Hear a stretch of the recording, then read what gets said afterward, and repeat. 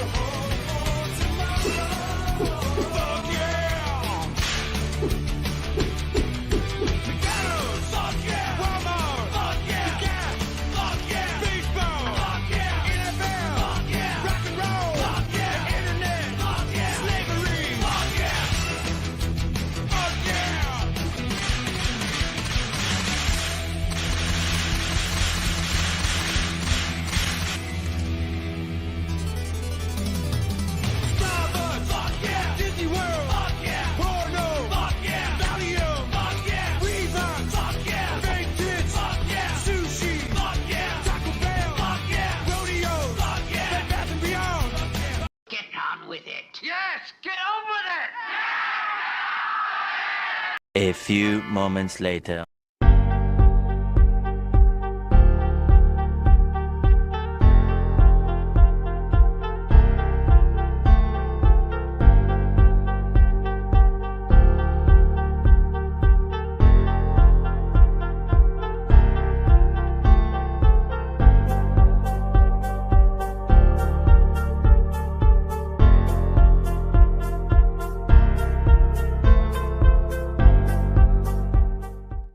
Hey everybody, welcome back to the bar. I know it's been a few weeks. I hurt my back pretty bad. I'm still actually recovering from that, but I got a really nifty shot today at the I used the word nifty, didn't I? Fuck. I got a shot at the VA today, and I got some more medication, and I got some rehab lined up. So I figured I'd take a stab while I'm feeling pretty good, and have some drinks with some of my friends, and laugh at some memes and talk some shit. If you're new to the bar, that's what it is. It's kind of I hang out with my friends. I take a lot of shots to the face, giggity, and we share memes. We talk about what's going on in the world, and rip on each other, tell old stories, and just have a good time. So welcome. We're live on Facebook on a couple of pages, the bar and Sports Church, as well as Road Rage. We're live on YouTube, and we're also live on Rumble. So if you don't have a Rumble account, it doesn't cost you anything to get it, or YouTube for that matter.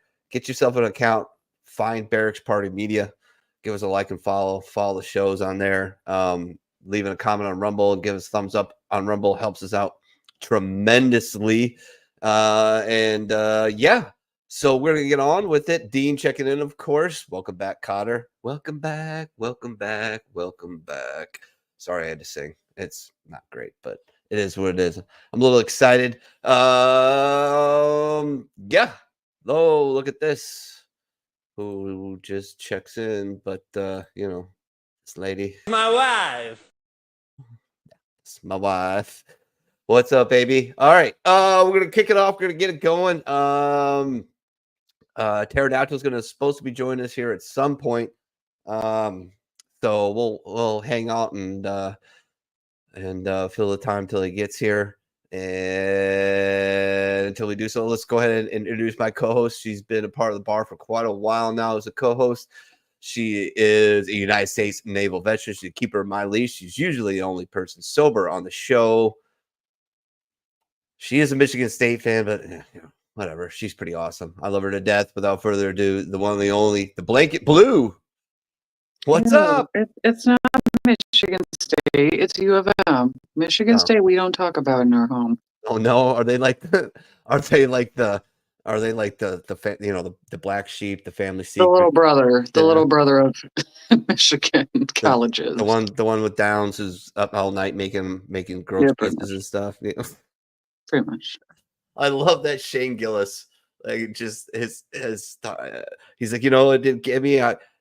I have it in my family. It didn't get me. Kind of nicked me, but people ask me, oh, how hard is it? And it's like, man, he's the happiest dude I know. He's the best guy. He's always happy. Sneaking cheese sandwiches and grilled cheese sandwiches in the restaurants just in case they don't make them, And my uncle just looks at me. I know he's up making them at night. I know he's up making them at night. Now that's like that's the whole thing now with them is I'm making them at night. So what's new? What's happening? How you been? Oh, just been busy at work. That's a good Had our thing. vacation at Gettysburg a couple weeks ago. That was nice. Very nice. Yeah, I want to hear about that in detail a little bit. I Um, know you did some. I'm sure you did some ghost oh, we did. Yeah. stuff. Yeah, for sure. And we're doing one in I think the next weekend at my hometown. It's the first that they're doing in a long time. They're basically taking us around town, and we have this old hotel called the Hayes Hotel. It had been closed for a very long time, but they're going to start renovating it for businesses and apartments. So check that out. I bought a new blanket. It was on sale. It was the very last. It was the very last one of the design. I gotta find the which way, which how. But it's this. Ah, very cool. Yeah, you couldn't pass that up, could you? Oh, and it's so soft. So It's so I couldn't soft. pass it up.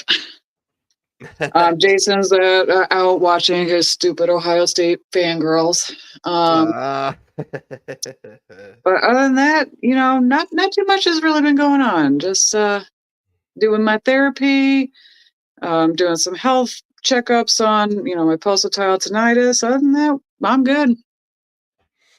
Right on, right on. Yeah, I mean, it's not much has been going on. I hurt my back, and I've been. It's still a process that's ongoing. I have to ask, how did this happen? Well, a little bit of overexertion, going a little too hard in the paint, and then I was finishing up because I opened my big mouth.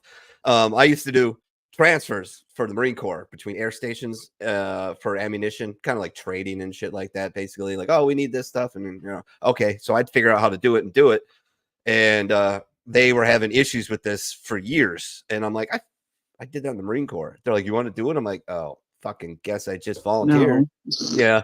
So I'm doing that. And I'm like, I mean, the last, probably second to last box to the 18 skid transfer that I had to do, a half a truck, basically. I was cinching it down and just, pop. I'm like, oh, fuck. I was like, what? I'm like, I hurt myself. Give me a minute. Walked outside, smoked a cigarette, came back in, looked at the clock, looked on my app for my company, and I'm like, how many hours do I have? Yeah, I'm out of here. Walked upstairs, told the boss, I'm like, I hurt myself. I'm outie. Can you change my schedule or something? And he's like, oh yeah. He's like, kick rocks, we get checked out. Well, I didn't get checked out. No, you did not. You waited a while. About 2 Shame weeks. on you. Yeah, about 2 weeks. Yeah, Well, shame on you. That should have been checked out after a week. I don't know why you even said, I'm not going to do it this week. My back still hurts. Did you go to the doctor? Well, no. I'm like, Jesus, dude. well, it unfortunately it got better, and I was fine, and I thought I was great, and then I was running around on my forklift, went up a ramp, hit a bump, and fucking boom, and I'm like, oh, fuck. Mm-hmm. Here we go. So I made it till that Friday, and took a half day, and went to the VA, and they're like, yeah, you fucked a whole bunch of shit up. Good job. So I went back this morning, to get a shot of Toradol and consult with the doctor, and he was like, yeah, he's like, I'm gonna double up on everything and write you like 2 week work restriction. And he's like, is that gonna be a problem? I'm like, not if we write it correctly. And he's like, oh, we gotta think about this. I'm like, yeah, we gotta think about this because I still want to work, but I can't, be on my lift. I can't be, getting off and picking up heavy shit for a while. And he's like, oh, I'll figure it out, and wrote it up. And so Just stand there and breathe. yeah. Well, yeah, I mean, there's shit I'm gonna do. I've been doing a lot of paperwork, doing a lot of prep for this big project we have at work where we're shutting down the whole fucking company. for a week, basically. And I'm in the lead at that. I'm one of the leads running that because, once again, I'm the only people who's ever done a cycle count where you shut down and you inventory the whole fucking every single piece in the whole fucking place. So they want me ready for that. So, I'm really doing paperwork, doing stamping, doing transfer, transactions on the computer, all kinds of shit. So, they're going to take care of me because they want this to go off without a hitch. So do I, because my balls are on the chopping block for this too, because I fucking open up my mouth. I'm like, oh, yeah, I know all about that shit. They're like, oh, really? I'm like, fuck. Why do I keep doing this? Because you don't know how to shut up. Yeah, well, I mean, it's I gotta put them on the block because I gotta get off the floor. I'm getting too fucking old. I can't be doing this shit. I can't be just killing myself, physically. I want to be doing cerebral stuff, managerial shit, possibly sales, something that I'm not, my workout is going to the gym, not, busting my hump all day at work. That's no bueno. Catching up with the comments. Does Dean says we like blue, nobody likes Michigan. Well, that's not true, but we do Shut like up, blue. Dean. Nobody cares what you like and what you don't like. Does Blue's thing say the blanket sloth? No, it does not. But Chris is asking how your trip. We're going to talk about our trip a little bit here in the very, very, very near future. Now she hears the land of cotton at night and hears cannons. Dean called me a dumbass. Yeah, Tordal makes my lips tingle. It makes me a little and I was like, oh, I can drive home, and they're like, yeah. I'm like, sure, like, Kind of. it's not a narcotic. And I'm like, well, that didn't really answer the question, did it? Okay. So they let me drive home. I almost got killed by an 8,000-year-old black man in a 1985 Cadillac, but it is what it is. Motherfucker crossed 3 lanes, was in the exit lane, crossed 3 lanes, cuts me off. That's Ohio driving for you. God, you know how many times we nearly got in collisions in Toledo? I'm like, Jesus, dude, you went all the way from the far left to like 4 lanes over to exit. Like, just misses exit. Take the L and just take the next one. Right. Yeah. Just take the L. It's not that big of a deal. I've blown exits. I've blown off ramps before. I was driving.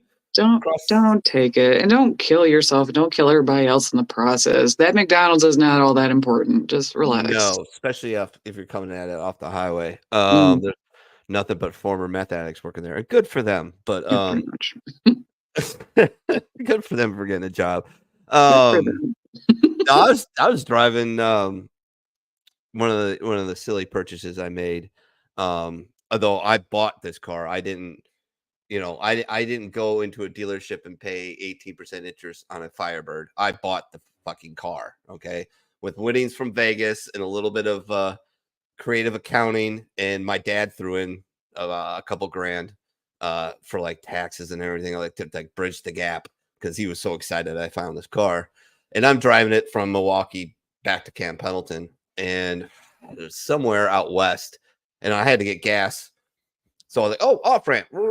And the off ramp was like 50 yards. Now I'm doing like 100 miles an hour.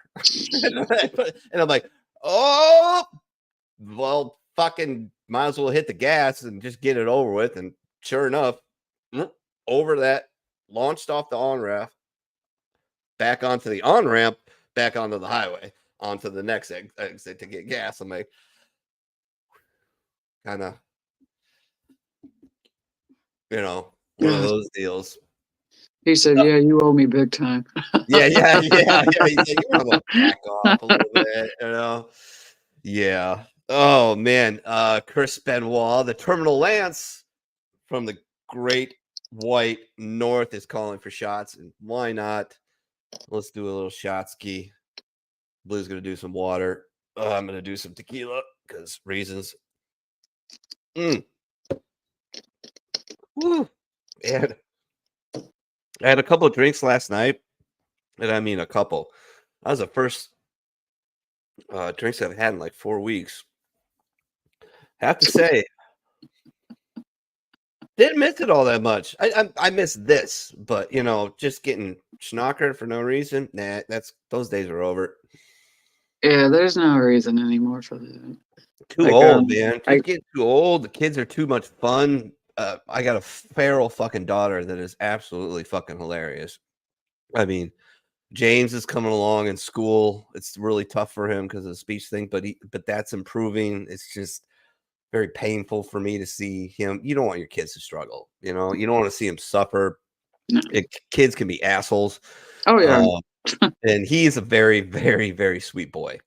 I think he takes quite a bit after his mom in that respect. But Edie is getting to be absolutely hilarious, and more feral by the day. You think she'd be getting better, but she's getting worse. She climbs everything.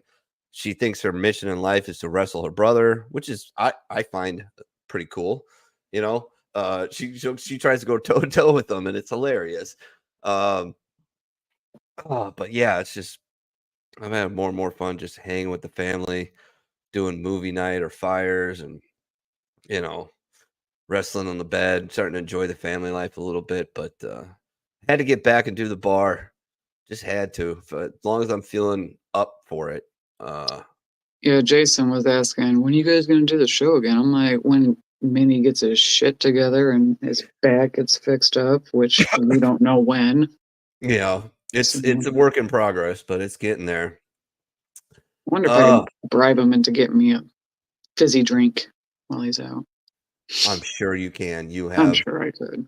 large tracts of land and a vagina. You pretty much get whatever you want. Well, like, it's funny because one of my friends, he's a Marine from Virginia. What, baby girl? I'm sorry. There's a storm going on, and I got the pit bull and the other dog with me. But one of my friends from Virginia, who was a Marine, I'd known him even before I was in the service, and every time I talked to this guy, I was sending him pictures of Gettysburg, and he's like, "Well, where's your tract of land?" I'm like, "Oh, my boobs. No, Mike, we don't get those. Those were when I was single and when you were single, and that opportunity was not taken. So no." Get over it. My feral daughter let out my I'm doing my smudge. Oh, you got the smudge. Because I got ghosts. Oh, that's right. You do. See, what's funny? I bought this while we were in Gettysburg. I even bought dowsing rods. And I know that people were talking about, getting like, the voice things and whatnot. I'm like, I'm good. Like, no, we don't need that. But yeah, we went to the battlefield and whatnot. It was really good. I did not realize Gettysburg was so big. It was huge. I mean, even doing the auto tour around the park, it took us 4.5 to 5 hours. Wow. And I mean, we stopped, at the major sites, at the non-major sites. We stopped and just waltzed around. The whole entire time, though, it was either raining or spritzing. And so, like when it's light rain. Yeah. And you're just walking into it.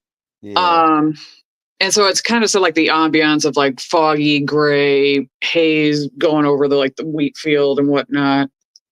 And there were a couple times where when I had the dowsing rods, I was just curious and I'm just asking questions. And of course they just crossing right over every single time. So I was like, okay. And then I found out through my real father that I knew I had a Union family member that was in the Civil War. He was straight from Ireland. Oh, but I was trying to figure out, was he in Gettysburg? And he's like, oh no, he wasn't there. But you had two Confederate captain ancestors that were there for Mississippi. Oh, okay. Oh, in South Carolina. Oh, okay. Yeah, find those markers for me. It took me forever to even find the Michigan distillery. I found them on this barren little hill. took me a while to find them. But yeah, it was huge. And Yeah. I think like even doing the auto tour, we covered maybe at least 70%. There's so much more to cover. So I told Jason, I was like, at some point one day I want to go back and spend more time exploring there because it was very nice, very scenic, very quiet. Yeah. That was the odd thing. There were no crickets, maybe a bird here and there, but there were just no crickets, nothing. So Yeah, that's crazy, right? Like, so did you go to like, the area of like Pickett's Charge and everything like that? You yeah, know about we that? went to Yeah. Little Round Top. Yeah. We went to the wheat field, the peach orchard, a few of the field hospitals that they had, or the farmhouses that were made into field hospitals. Yeah. I mean, like everything it was really neat. I really enjoyed that trip. And where we stayed at, it was a Virgo above a crepe shop. So Hey. everything was well within walking distance. So we were walking everywhere, saving Nice. gas. And luckily our Verbo had it was a studio Verbo and it had a kitchen, so we were able to make some meals there too. Hell yeah, that's But how you gotta do it. That's how you make it out. If you find the one with the right price and you got a oh kitchen, yeah. you just Oh do your yeah. own I mean meals, like man. I think for a two no, we were there Sunday, Monday, Tuesday. So a 3-night, 4-day stay, it was like $450. Yeah. And basically my mom had to pay that one, but we paid her back because for some reason it wasn't taking my card. But yeah, I mean like we had a blast. We had so much fun. So, and then of course we did the nighttime tours. We went to the Jenny Wade house. That was in the daytime. I didn't feel like doing the nighttime deal there. Mhm. Around the town we did like the tour. We went to the orphanage. That was creepy as all get out. We had a couple things happen.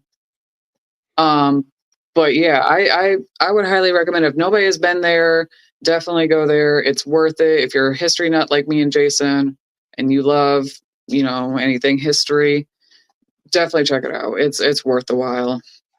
Right on, right. Yeah, well, I'm gonna pick your brain probably a little bit more about it in here in a minute because I'm fascinated by that shit. But somebody has just joined us, and when I bring him on, be warned, he's got a very unique way of jumping on the show. He's a United States Marine Corps veteran. He's from the great state of Wisconsin, which is where I hail from. He's not the most popular MOS though. He's comms, so everybody kind of hates comms because comms is always fucked. It's always fucked. But he's a good man. He's a Packer fan, hockey fan. He's a contributor to the bar and a co-host for many, many years, as well as Sports Church, which you can catch tomorrow afternoon. I know it's gonna be right during football. You'll make it at 1300 Eastern Standard Time. You can watch it later and share it out. But without further ado, the pterodactyl.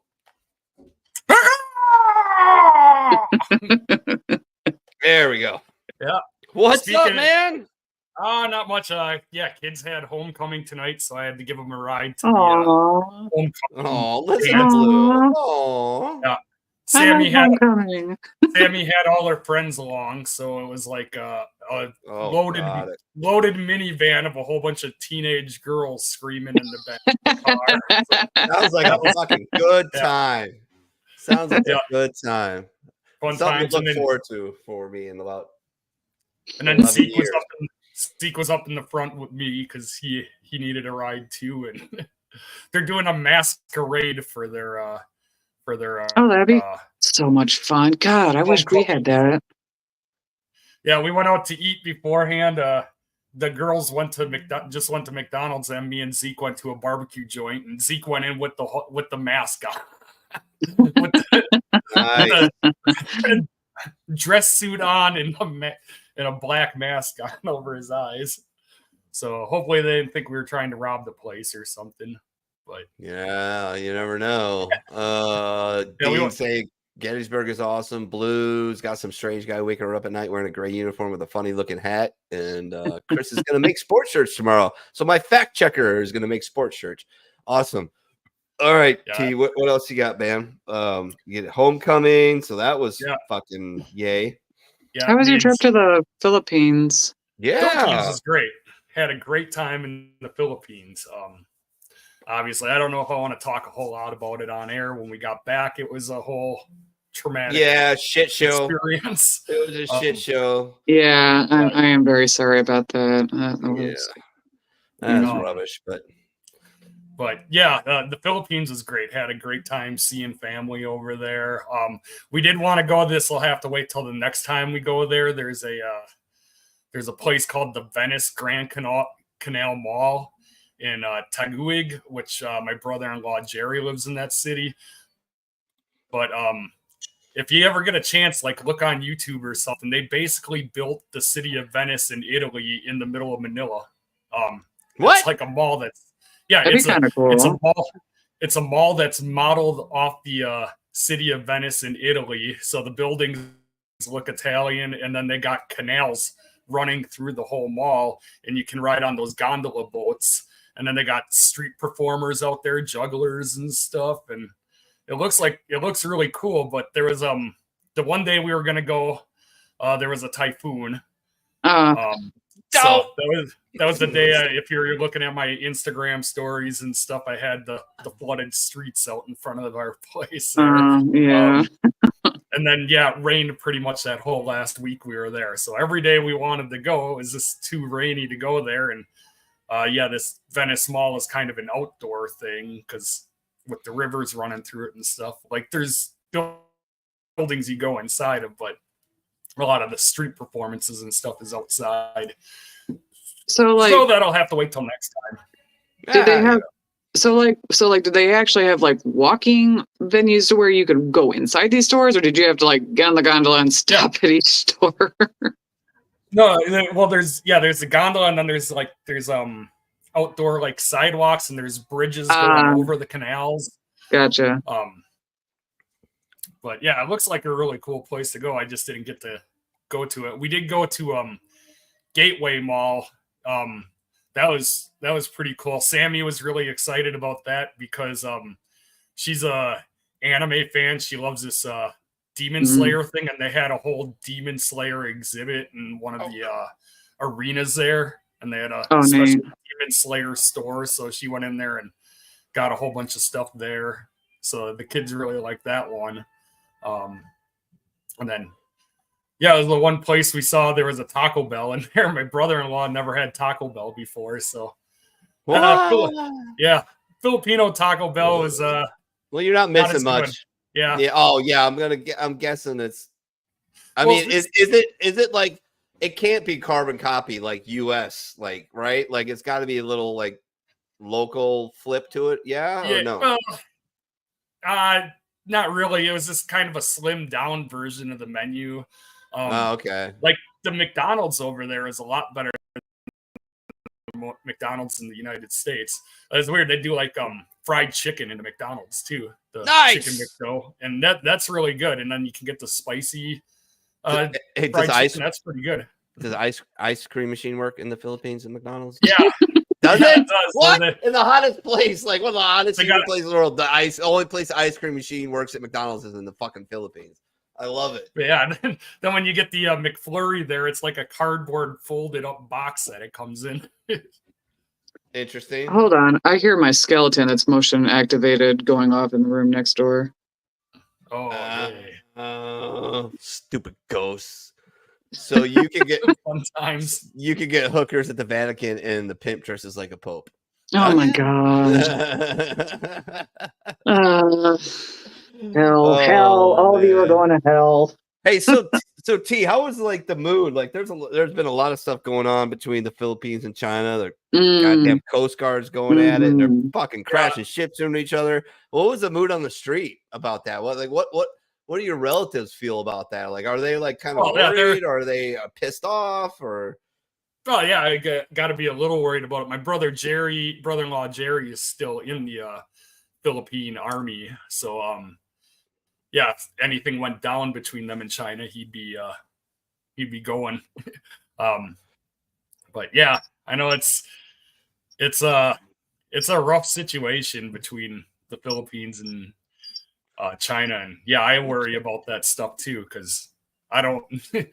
China's a big bully, man. Yeah, it's a big bully. That's all it is. It's a regional power, and it's pressing its advantage. Yeah, if they do make their move on Taiwan, I'm sure they'll go make a move on the Philippines right away too. So, yay! Yeah. Second Cavalry is in a room next to Blue. It's their war room now. Yeah, I don't know, man. Like, you know, they say that 2027 is the year it's gonna happen. And if they move another war, yeah, you can't swing a dead cat without hitting a war these days. You know, like Billy Joel said, the world's been on fire since the world's been burning since the world's been turning. So it's just all up in your shit. You know, you can get access to all the information and everything going on. I mean, yeah, you look at the map of where China claims its new waters and it's building islands in the Philippines. And the funniest thing, I've said this before, the funniest shit that could fucking happen is that U.S. troops end up in Vietnam again, fighting with the Vietnamese against the Chinese. Yeah, that is fucking full circle. Fucking what? What? Because the Vietnamese, he dropped. The Vietnamese fucking hate the Chinese. They fought 2 wars. They hate them. And guess who's one of our larger trading partners over there? It's Vietnam. We get a lot of shit from them. A lot of agricultural stuff. Fuck ton of shrimp, by the way. God, fucking Vietnam. Bubba was right. Vietnam shrimping. I'm telling you, their tiger shrimp are fucking not to be fucked with. I mean, I've had tiger shrimp. I do love tiger shrimp. Tiger shrimp is it's the kiss. Yeah, it is. Yeah, it is. Sorry about that. I don't know what happened. I just got all of a sudden dropped. You hit a bump. Yeah, I don't know. Maybe. Yeah, your gerbil had a stroke. My little my Ethernet cable here is like not clicking in properly into the port, so it might have got jarred loose. I might have to get a new one. Yeah, that'll happen. What else were we talking about? Or I was going to get at with the Philippines. I guess kind of talked a little bit about that, but yeah, it's going to be interesting. Chris says, Dean says second cavalry in the room next to the it's a war room now. Chris says 2027. Fuck, that's the year my contract's supposed to end. Well, if you could, how have you not been able to retire yet? By the way, if you retire as an E3, they should make a fucking holiday for you. Like, that's fucking gangster. Like, that's gangster. See, I knew somebody that retired as an E4, and he was super proud of it. And I'm like, dude, how? And I had to ask him, I was like, did you get in trouble? Did you get sat back? He's like, no, never. I'm like, then how the fuck? All right, I'm going to let that go. Yeah, it's just going to let that one go. Just going to let it slide. I'm just let it slide. I'm like, you're in the one race that's like the easiest to gain rank in. I'm like, how the fuck? And then I was just like, let it go. Because I'm probably going to hear some stupid ass story. Yeah. Want to give some love. Haven't played him in a while. The Habitual Line Crosser. Go check him out on all the social media channels. I follow him on Instagram, of course. And I managed to hook him up with a channel that I follow on YouTube called the Grim Reapers, because they needed somebody who knew Patriot and all kinds of stuff like that, and THAAD and all the air defense shit. So maybe we can get this guy on the bar. I'm sure he'd probably be down if he could find the time, because he's done unsubscribed. And he's very funny. But without further ado, I'm gonna play his latest video. I don't know if it's his actual latest video, but it's the one I sent to my phone yesterday, so probably pretty close. But let's see, is it good? We're good. Okay. You see that, America? I've taken out one of your Patriot systems, and I have it on video this time. You cannot lie anymore. It's possible. I mean, I looked at the footage for quite a while. the plausibility is that you probably hit a remote site, an RL1 site. Didn't really see a radar, and not in the right configuration because some of those launchers wouldn't have been in coverage with a radar. That's how I could tell it wasn't a radar. Next time, can you try and get it in like 4K? I mean, it's 2024, man. I don't know why you're using like the N64's Hey You Pikachu camera for ISR assets. Oh, yeah, that's right. You can't. Sanctions. You can't get electronics finally affecting you. So what? I can't get some electronics. I'm still winning. I still have everything I need. America cannot stop me. Says the guy who had to cancel production on his Su-57 because he can't get the electronics he needs. You're one to talk. I do not see you producing any more F-22s. That's for your safety, not because we can't.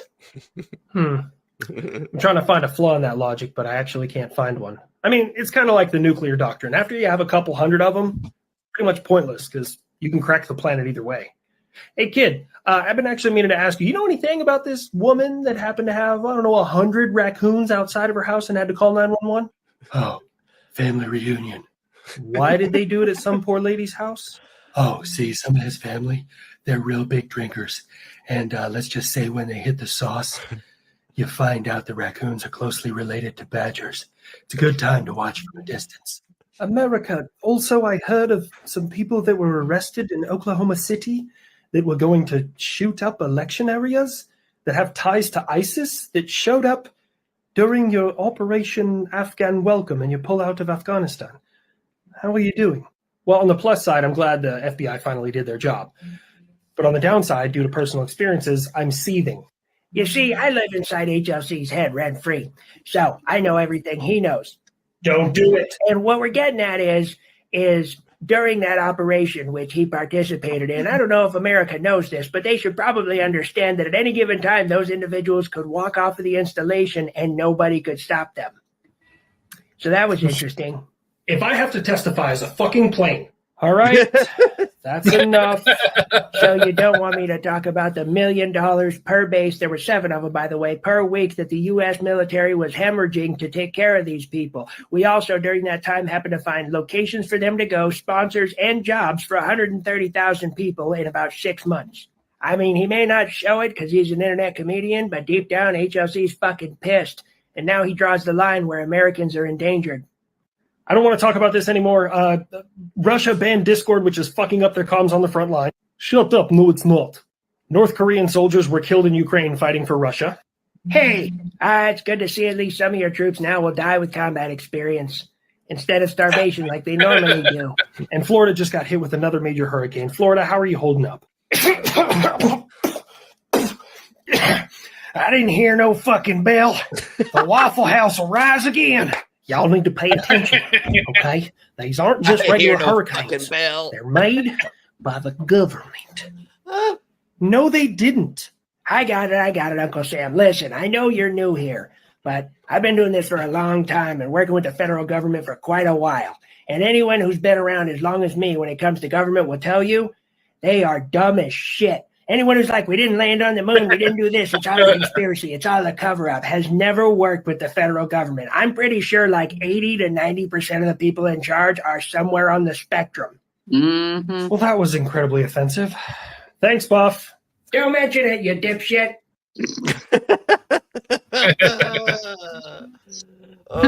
I gotta get me a Franklin and Buff Franklin t-shirt, man. He's got him out there.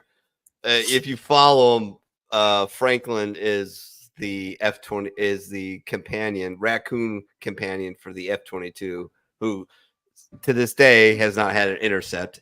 The greatest interceptor ever built, and it hasn't shot. Well, that's not true. It shot down a balloon. Yeah, it did. It took 2 AIM-9Xs, which are about $1.25 million a pop.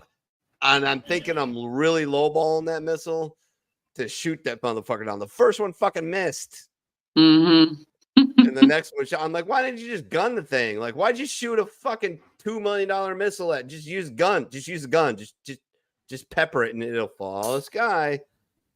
Whatever. It is what it is. Because he had the clip from Austin Powers. Dad, I have a gun in my room. Yeah. We'll shoot them together. Jesus, man, I love that guy, man. I hope someday we can get him on. Because he puts out some absolutely funny ass shit for sure. Oh, let's see here. What's I gotta play this one because I saw this and I thought of Blue. Not because she reminds me of you. It's just because, like, she's a female and I don't know. It's fucking just goddamn just tragic that people actually use this logic in life. Like, they really do. Like, this is they think this is just play it. Fuck disagreement with concealed carry laws. It could be used against you. Someone could grab it off your person, threaten you with it. Someone could take your car and run you over with it. Does that mean that we can't sell you a car? Is it your contention that because something you can legally own could be used against you or someone else, the government has the right to tell you that you couldn't own said item? The whole point of having a government is to trust the government to protect you. What the fuck? No, that's not true. As a woman, I feel very threatened walking around at night on my own. You should probably get a probably get a gun. You get a gun. You know what? It's funny. The other day, I was just talking about getting my concealed carry because, not gonna lie, Toledo's not the best. And there's been a couple times where Jason and I have been approached. But I was thinking about it because I went and saw my grandmother. Sorry, my grandpa's still dead. My grandmother last weekend. And she pulls out this gun. She's like, "Look at my gun." And I'm looking at it. It's like this Glock looking gun. I'm like, "Oh." And she's like, "Yeah, it's a 50. I'm like, "Oh, why do you have this in your possession?" And she's like, "No, it shoots OC pellets." I'm like, "Okay, that makes me feel a little bit better because I know damn well." I said, as soon as she would even pull the trigger on one of those, it'd just be she'd end up in the hospital on the floor with a broken hip. Right. But yeah, the burn-up pistol, is that what she's got? Yeah, I've seen them. They're less than lethal. They shoot these. Yeah, they're less than lethal, and they look like a gun, which I get. Like, if she were to pull it out and be like, "I have a weapon," people would be like, "Oh shit, it's a gun." Some people are gonna go, I call your bluff. Yeah. But I'm like, whatever. I'm like, whatever makes you feel safe. And, I get it. She wants to go the non-lethal route. So I'm like, that's fine. Okay. Yeah. That's why I carry a thumper and a knife. Like, well, that's why Jason has the pistol, and then I have the 12 gauge my grandpa had gifted me years ago. No, if you're telling you the perfect gun for you, Blue. Like, I bought it for my wife, and I'm jealous because I fucking like it more than my HK, and that says a lot because I fucking love my P30. Goddamn, John Wick uses a P30. It's a SIG P365, so it's 365 for everyday carry, motherfucker. It's 10+1, and I mean it. I don't have big hands, but about palm my hand size, and it's a SIG, it's awesome. And they're not that expensive. I think I bought my wife's brand new all in with a box of ammo and range time for like $650, $675, maybe something like that. Oh, that's not too bad. Yeah, and it's first time we took her to the range, and because we got range credit with it, and she shot it, and I'm like, okay, gave her some tips, which I got, be a little diplomatic about because it's my wife. But kind of dialed in a little bit, and she was shooting it really well. And I'm like, cool. I was like, let me try it. And so, I loaded up a mag, popped it in, shot it. I'm like, motherfucker. And she's like, what? I'm like, I like your gun better than mine. She's like, ah. It's so much easier to conceal. My HK is a monster, man. It's a big ass gun. For a 9mm, it's big. I mean, it's 15+1. So it's much harder to conceal. And that thing something you'd rather have for open carry than concealed. Yeah, for sure. And I don't believe in open carry. That's just weird. I feel less secure open carrying Open openly, carrying. yeah, than I do when It I'm just puts you at more risk because you got that one asshole that's going to try to grab it. Yeah, And it's yeah. like, just don't. That's why I don't leave my house without my thumper either, man. I Well, don't. Jason wants to learn how to fire the pistol that's in the house. And because he had to ask me one time, I guess somebody or something was like slamming our back door, and he's like, "There's something in the back of the house. Get the gun." I'm like, "Why don't you get it?" He's like, "You know what you're doing." I feel like the man. I'm like, oh my God. Oh, jeez. I'm going to give him so much shit the next time I see him. But no, he wants to learn, and I get it. Like, he didn't get that opportunity. So, yeah. But I guess Ohio is a little bit more lenient with their gun laws. It's constitutional carry here. Okay. So you can go to like your sheriff's and take your DD-214 and get a license, which I think you should. Here's one reason why: because they tie it to your license. So when the cop comes up behind you or sees you maybe do a little and he runs your plates and he goes, "Oh, fuck that."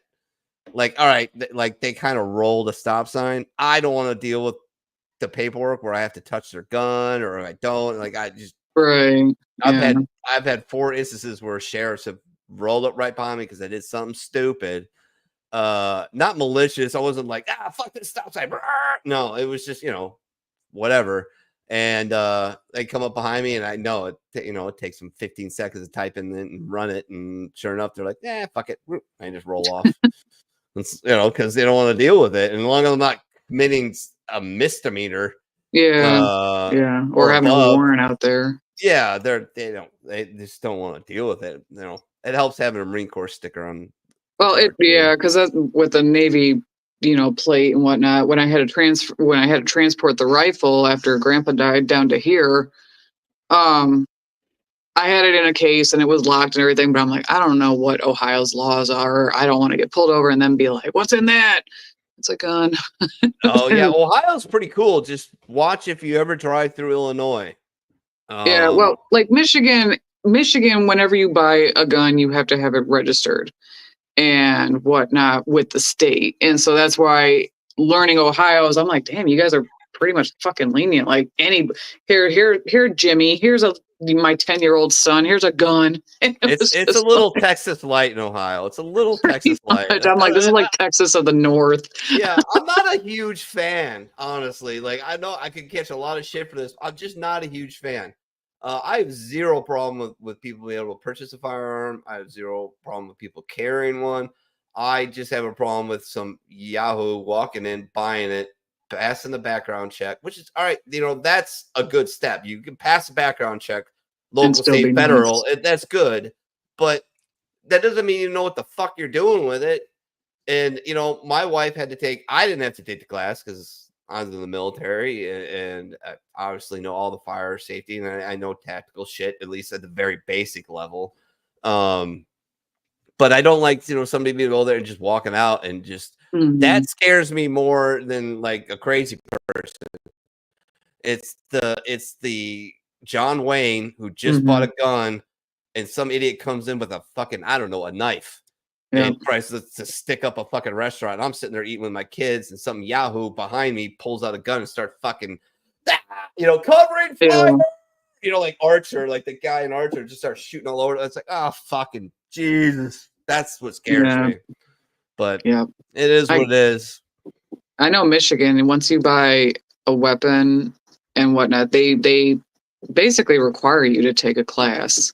I think you should. I agree. You should take a class because, again, like you, I don't want some yahoo trying to be a hero and then cause more, damage than good. So yeah, and that can happen. For sure. I saw this and I thought of everybody when I found this video. Actually sent to me by a civilian friend of mine. He was like, "Oh, sometimes I'll come into work and I'm just, and I got my coffee and I'm like, I'm mainlining it. Like, I just, well, what happened? Couldn't go to sleep. Why? Fucking cause reasons like this. My brain won't shut the fuck up when I try to go to bed. Suddenly, all kinds of thoughts start racing round my head. Sometimes creative visions, and sometimes just creeping dread. Re-evaluations of the stupid things I've said. Lying in the darkness, in the silence on my own. Trying hard to go to sleep and not look at my phone. Wanting to wake somebody but staring at the void instead. My brain won't shut the fuck up when I try to go to bed. Oh, it's so fucking true. He's like, "Is that you?" I'm like, "Yeah, yeah." That's like a lot of my friends. Like, it's just, it is what it is, man. Like, Or all day you think about a nap and then you get home and you're just like, shit, I can't, can't do it now. Yeah, I woke up at fucking 5:30 this morning. Steroids are awesome, by the way. And when I say awesome, I mean they're fucking horrible.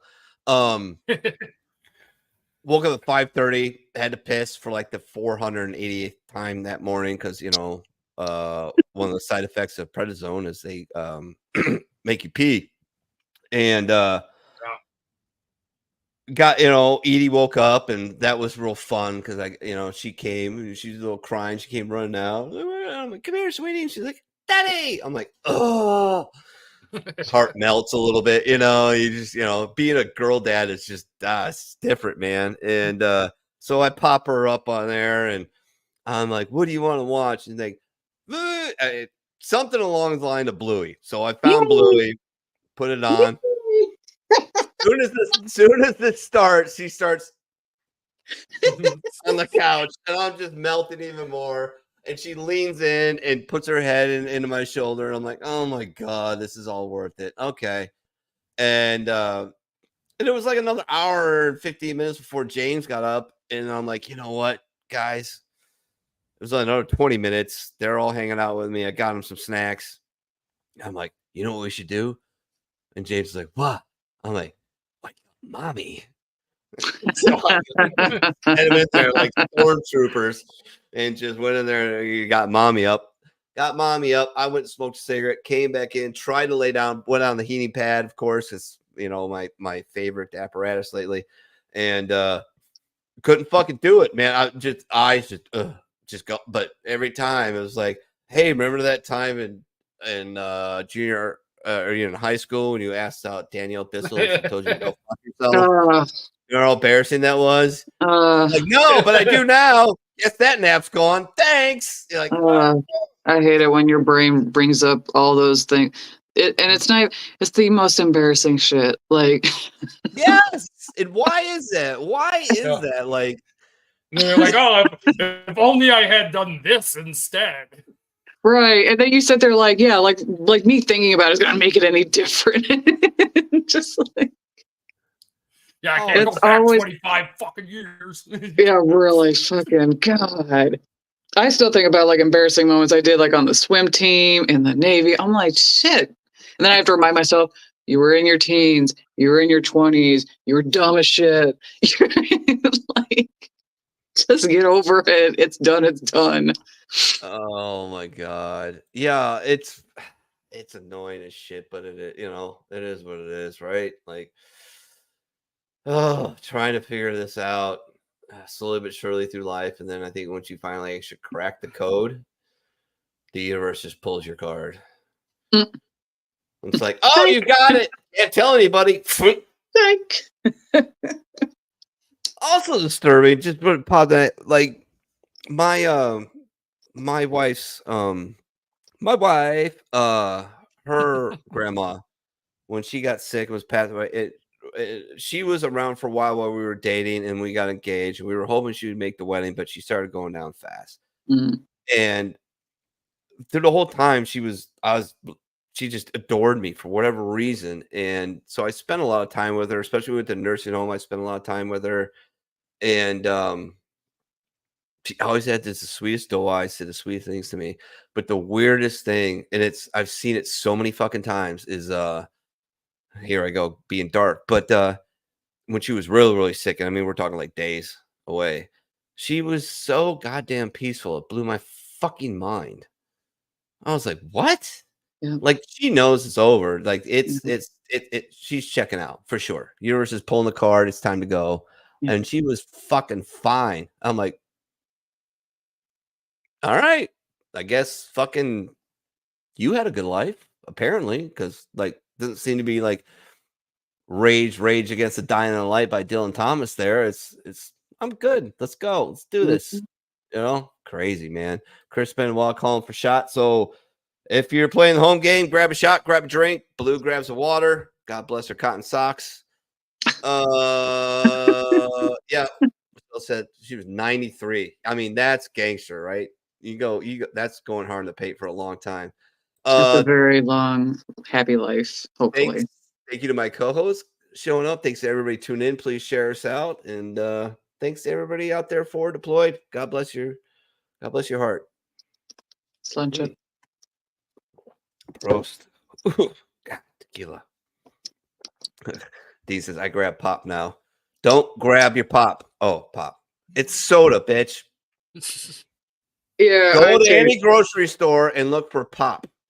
I say soda, and my mom immediately disowns me as a Michigander. She's like, you're not my daughter. You're not my how dare you call it by the proper name, you heathen. That's just funny. No, I swear that's why I salty. Yeah. Yeah.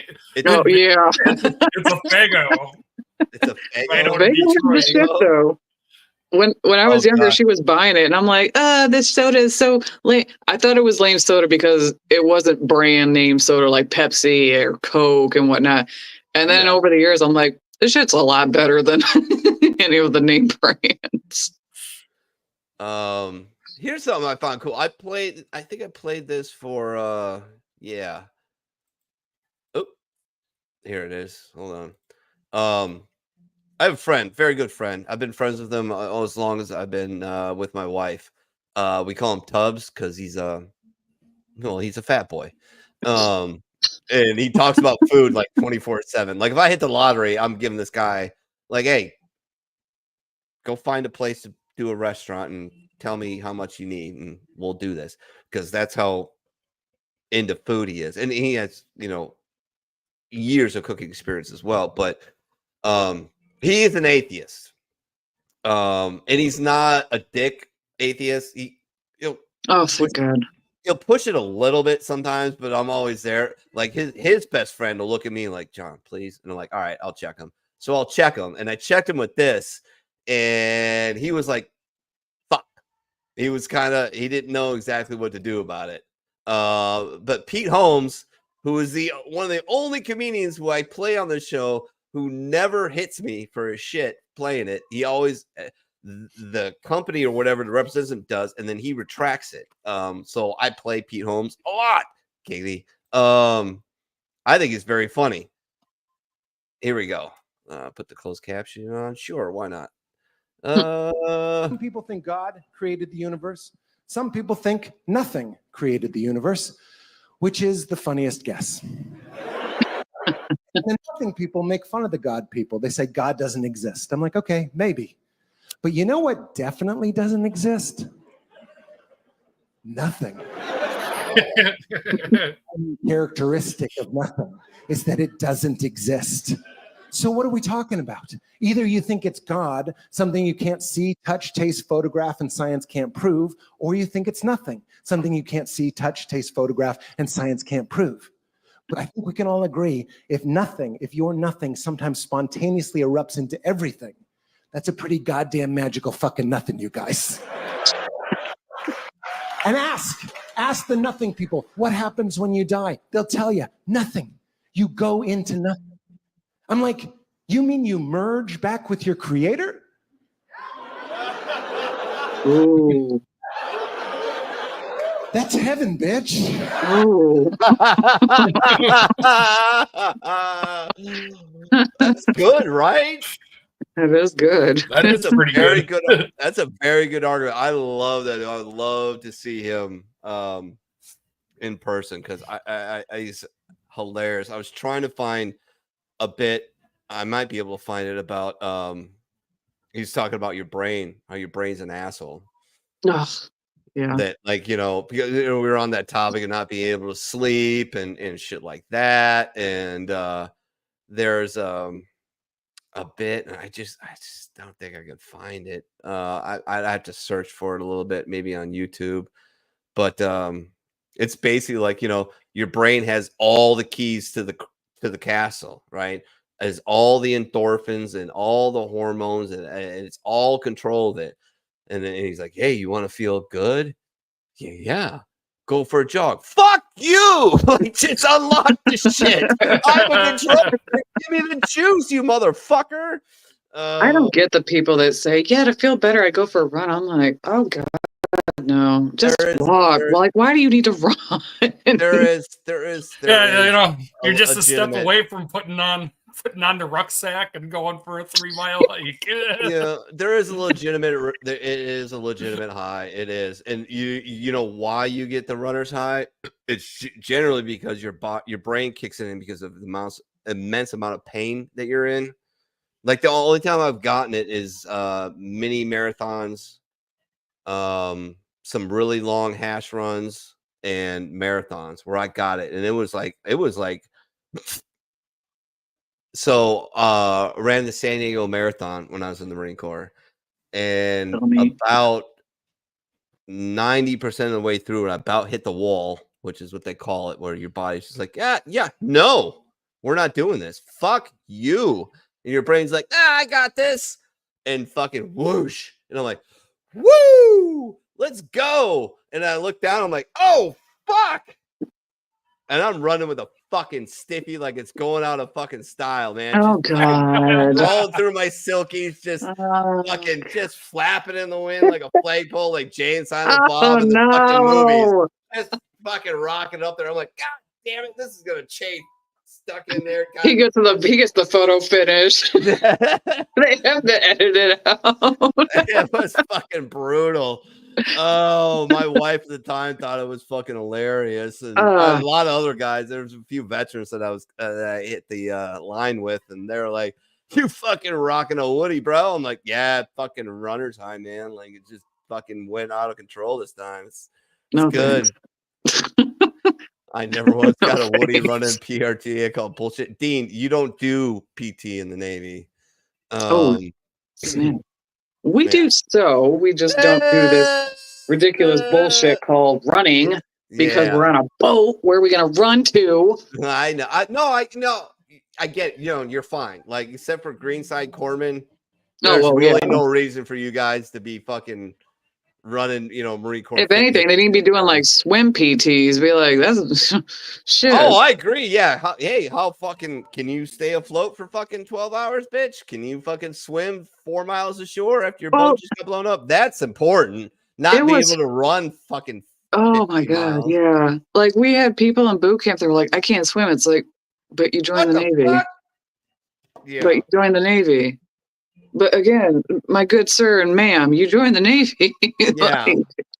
Oh my goodness. That might be a fucking issue. It might be. It's doubtful, but just if you don't pass, you get held back for like weeks. Like, I knew a few people that got held back after our graduation date, and they couldn't graduate with us because they couldn't swim. Jesus Christ, they made me fucking do the I don't know, T, you went many years after me, but I call it like CDSQ. Like, you go to like I went all the way to like the lifeguard training session, like where they like literally put you in the pool and try to drown you and shit. Oh yeah.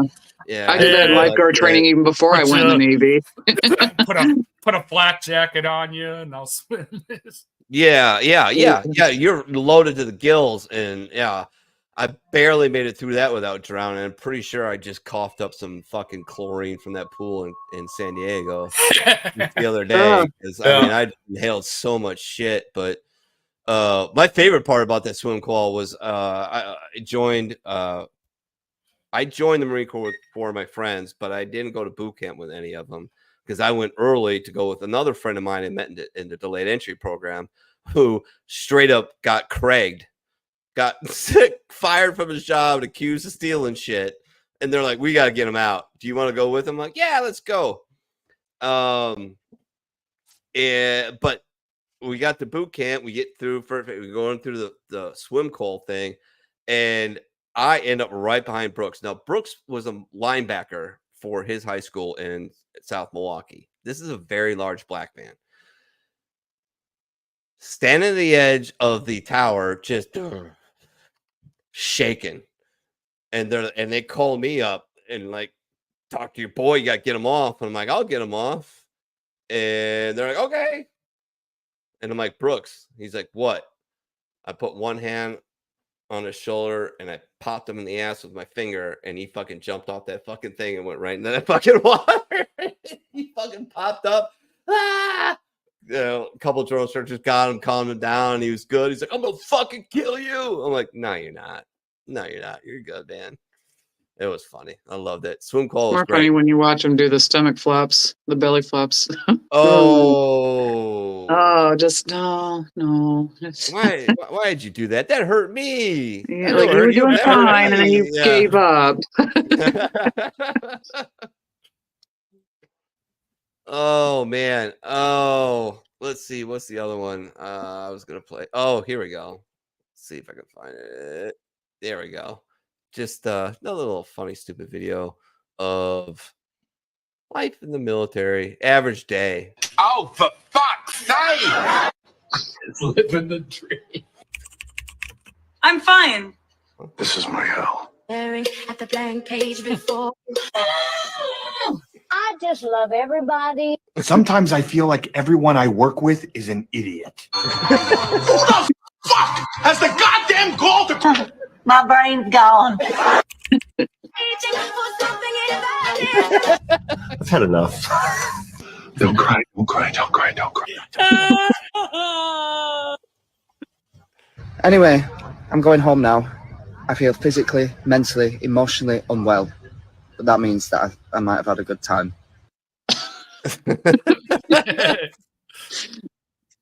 Me too, bro. Me too. Yeah, me too, bro. Absolutely, man. No worries on that. That's 100%. All right, little George Carlin. All right, this is God. Anybody, raise your hand if you're sick of political commercials on the radio, TV, internet. Yeah, sick of it. Yeah, I'm over it too. Oh my God, it's fucking brutal. It's like, oh. I had one. I gotta talk about this. I was gonna find it and play it, but fuck it. I'll just tell you about it. So it's a we got a race, Senate race here in Ohio. Sherrod Brown, the incumbent, versus Bernie Moreno. Bernie Moreno is a car dealer magnate, right? Got sued like 12 civil suits for not paying his employees overtime. Yep. Kind of shitty. But they're running an ad for Sherrod Brown, and I'm paraphrasing it, but this is the fucking ad. Basically, I'm a Republican, but I'm concerned for my children about Bernie Moreno's extreme stance on abortion. If one of my kids get into trouble, I don't know what they're gonna do. I'm like, what the fuck are you? They're doing the same thing. What's going on? Yes, they're doing literally the exact same commercials here in Wisconsin for Tammy Baldwin against Eric Hovde too. It's like, I was a Republican voter, but Eric Hovde's extreme views on abortion, whatever. My wife's calling me. The kicker is she's like, I'm worried about my kids. What happens to them? I'm like, you are advocating for a abortion proponent to protect abortion for your kids who you didn't abort. So just what? Just fuck. Just stop them. Just I think the whole, I'm not gonna lie. Me. I believe, every woman has their own right to their own bodies. That's like basically telling a male everybody is required to, get a vasectomy. Every male. I'll be right back. No worries. I'll be right back. Blanca's old and she can't jump into the bed on her own, and my wife can't pick her up because she's heavy. So I gotta go help the dog get in bed. Get the fatty dog. Take your time. You're good, brother. Yeah, no, I get it. Like, I hate it. I hate it. but I think it's a state issue. And I think generally speaking, most states are going to fall in line with allowing it to a certain extent. But the gaslighting, Oh yeah, it's bad. It's really bad. and that's all it is these days. I was thinking about it a lot this week, because I'm fucking, I'm sitting on a computer or I'm stamping parts and I'm just, I'm doing, in my opinion, mindless shit. So my only child latchkey brain just goes into overdrive, right? And I'm just like, what the fuck? Everything is gaslighting. Everything. Like illegal immigration is gaslighting. Fucking, the abortion issue. I mean, Jesus Christ. 15 years ago was Social Security. Mm-hmm. That went away. What the fuck happened to that? Now it's abortion again. Now it's illegal immigration, which I don't like. But I'm not a fucking idiot that I don't see through the bullshit and through the gas that why this is happening. If you look throughout the world, especially the Western world, one thing declining more than anything is birth rates. Yep. Now, in the future, in order to stabilize your economy or win the economy war, you got to have bodies. You got to have workers. Well, there's one thing Latinos, I'm sorry if this is offensive, are good at. They're stereotypical hard workers, and they also make lots of babies. Now, you let 20 million through your borders. When white people stop fucking, you're going to have your when everybody else is crunched population wise, we're going to be sitting pretty like, oh, we'll make all your shit because we got all these bodies. I get it. Problem is, why couldn't they just do it the right way?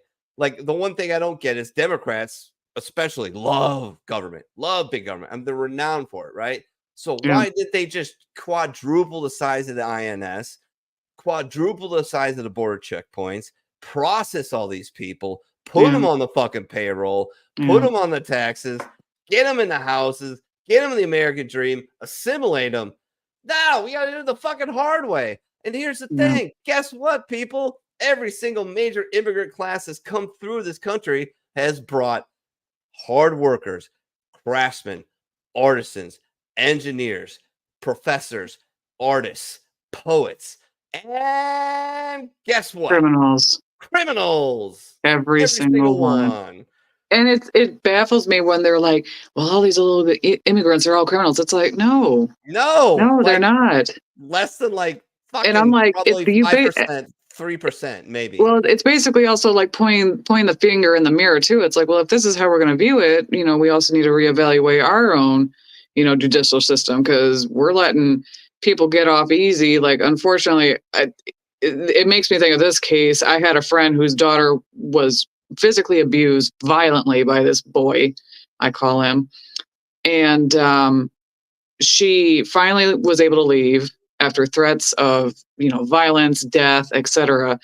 But this guy kept stalking her home, calling, beating her up if he was finding her on the streets, and the cops weren't doing anything. And he kept getting a slap on the wrist. So, like, for something like that, and they're like, well, they just keep they take these immigrants, they do something, and they just let them go. It's like, okay, but if that's the case, then we need to start reevaluating our judicial system, because some people that should not be getting out of jail are getting out of jail, or some people that should be going to jail are not going in, or just things of that nature. And so, I am fully for immigration the right way. Do it the right way. And, go from there. But I do agree, like, it's been handled atrociously. It hasn't been handled in any way that makes sense. But, again, if it makes sense, it's the fucking government. So right. These are the ones coming across the border illegally aren't fucking doctors. Oh, yeah. Sure. General labor for the most part. General labor. But, fucking goddamn, build a wall, explode the INS, get all these people in, register them. Look, you're not kick all these people out, and it's politically fucking dangerous to do amnesty. Very much so. But fucking goddamn, do it. Get them on the payroll. Get them on the payroll. We know who the fuck they are. Nah, general criminals. Don't. No. So we know where you are, knew who you are. You're paying into the system as you're taking it out. That's fine. It's fine. It is what it is, man. It's just the next wave. But it does need to be closed up. It needs to be tightened up for sure. And yeah, I do agree on that. You know, like I said, there's right ways of going about it, and it has not been going about the right way at all. The government can't do anything. You know, let's fucking. I was hoping T get back because he had, you know, well, he'll chime in when he gets here. Is the hurricanes, you know, and the absolutely disastrous response by the federal government. Which, I mean, fucking everybody. I can't believe they're not. When the fuck have they ever handled anything properly? Yeah. Jesus. And when Katrina happened, Bush fucked it up. No. FEMA's been a thing for fucking ever.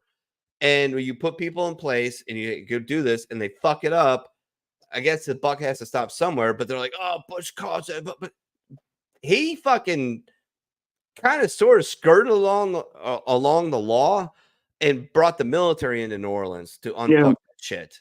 All right. And I'm sure DeSantis is doing something along those lines with the National Guard in Florida, but there's still people in North Carolina without fucking power. Yeah, no clean drinking water, barely any food. We have a one of my wife's very good friends lives out there, and she had to get evacuated, and she sent us a picture as she was leaving. Her whole shit, fucking, she was closed up. She was fucked. She was screwed. She was gonna start floating in a few hours if they didn't get her out.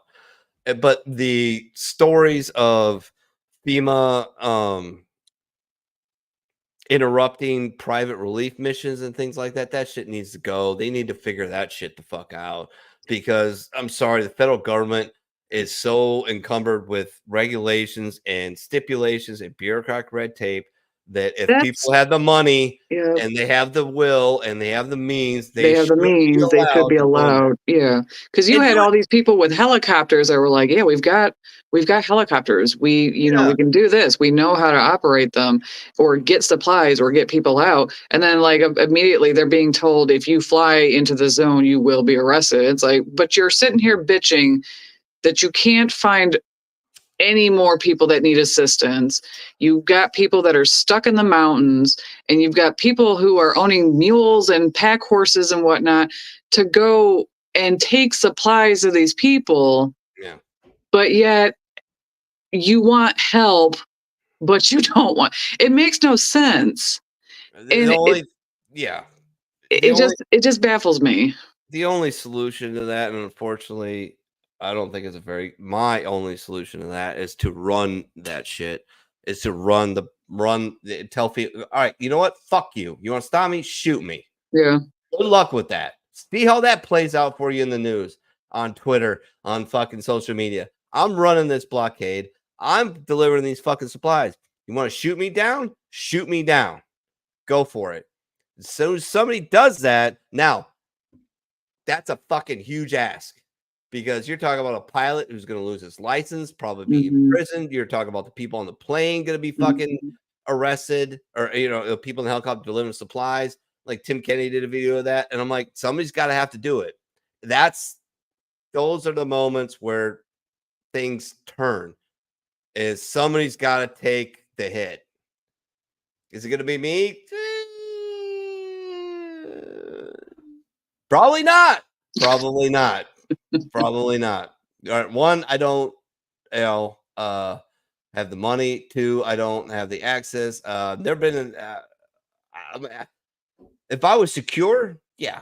But that's the thing is they always rely on that. You won't tell us, the federal government, you won't do this because we tell you you're not going to do it. And if you do, we're going to throw your ass in jail. And it's like, the fuck are you talking about? We're just trying to fucking help people. We're not fucking going in there with a fucking helicopter we were rented for $5 million for the fucking weekend to go loot houses, you fucking dick.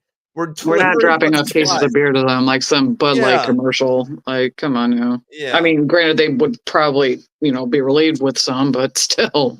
Yeah, and I agree with Dean. No judge in the right mind goes that stand. Yeah, but it's gonna be a shitty fucking road for whoever takes that hit. But it's Yeah. getting there. Well, It's getting to the point where people have got to start. I'm gonna get on another watch list.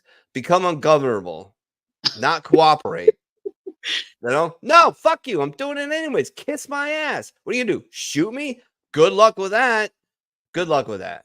yeah, and the thing with some of these agencies too, that the no judge is going to let this stand for these agencies. A lot of it is the process is the punishment, because I know you're going to get now. You got to throw all this money towards legal expenses, and yeah, that could be going towards food.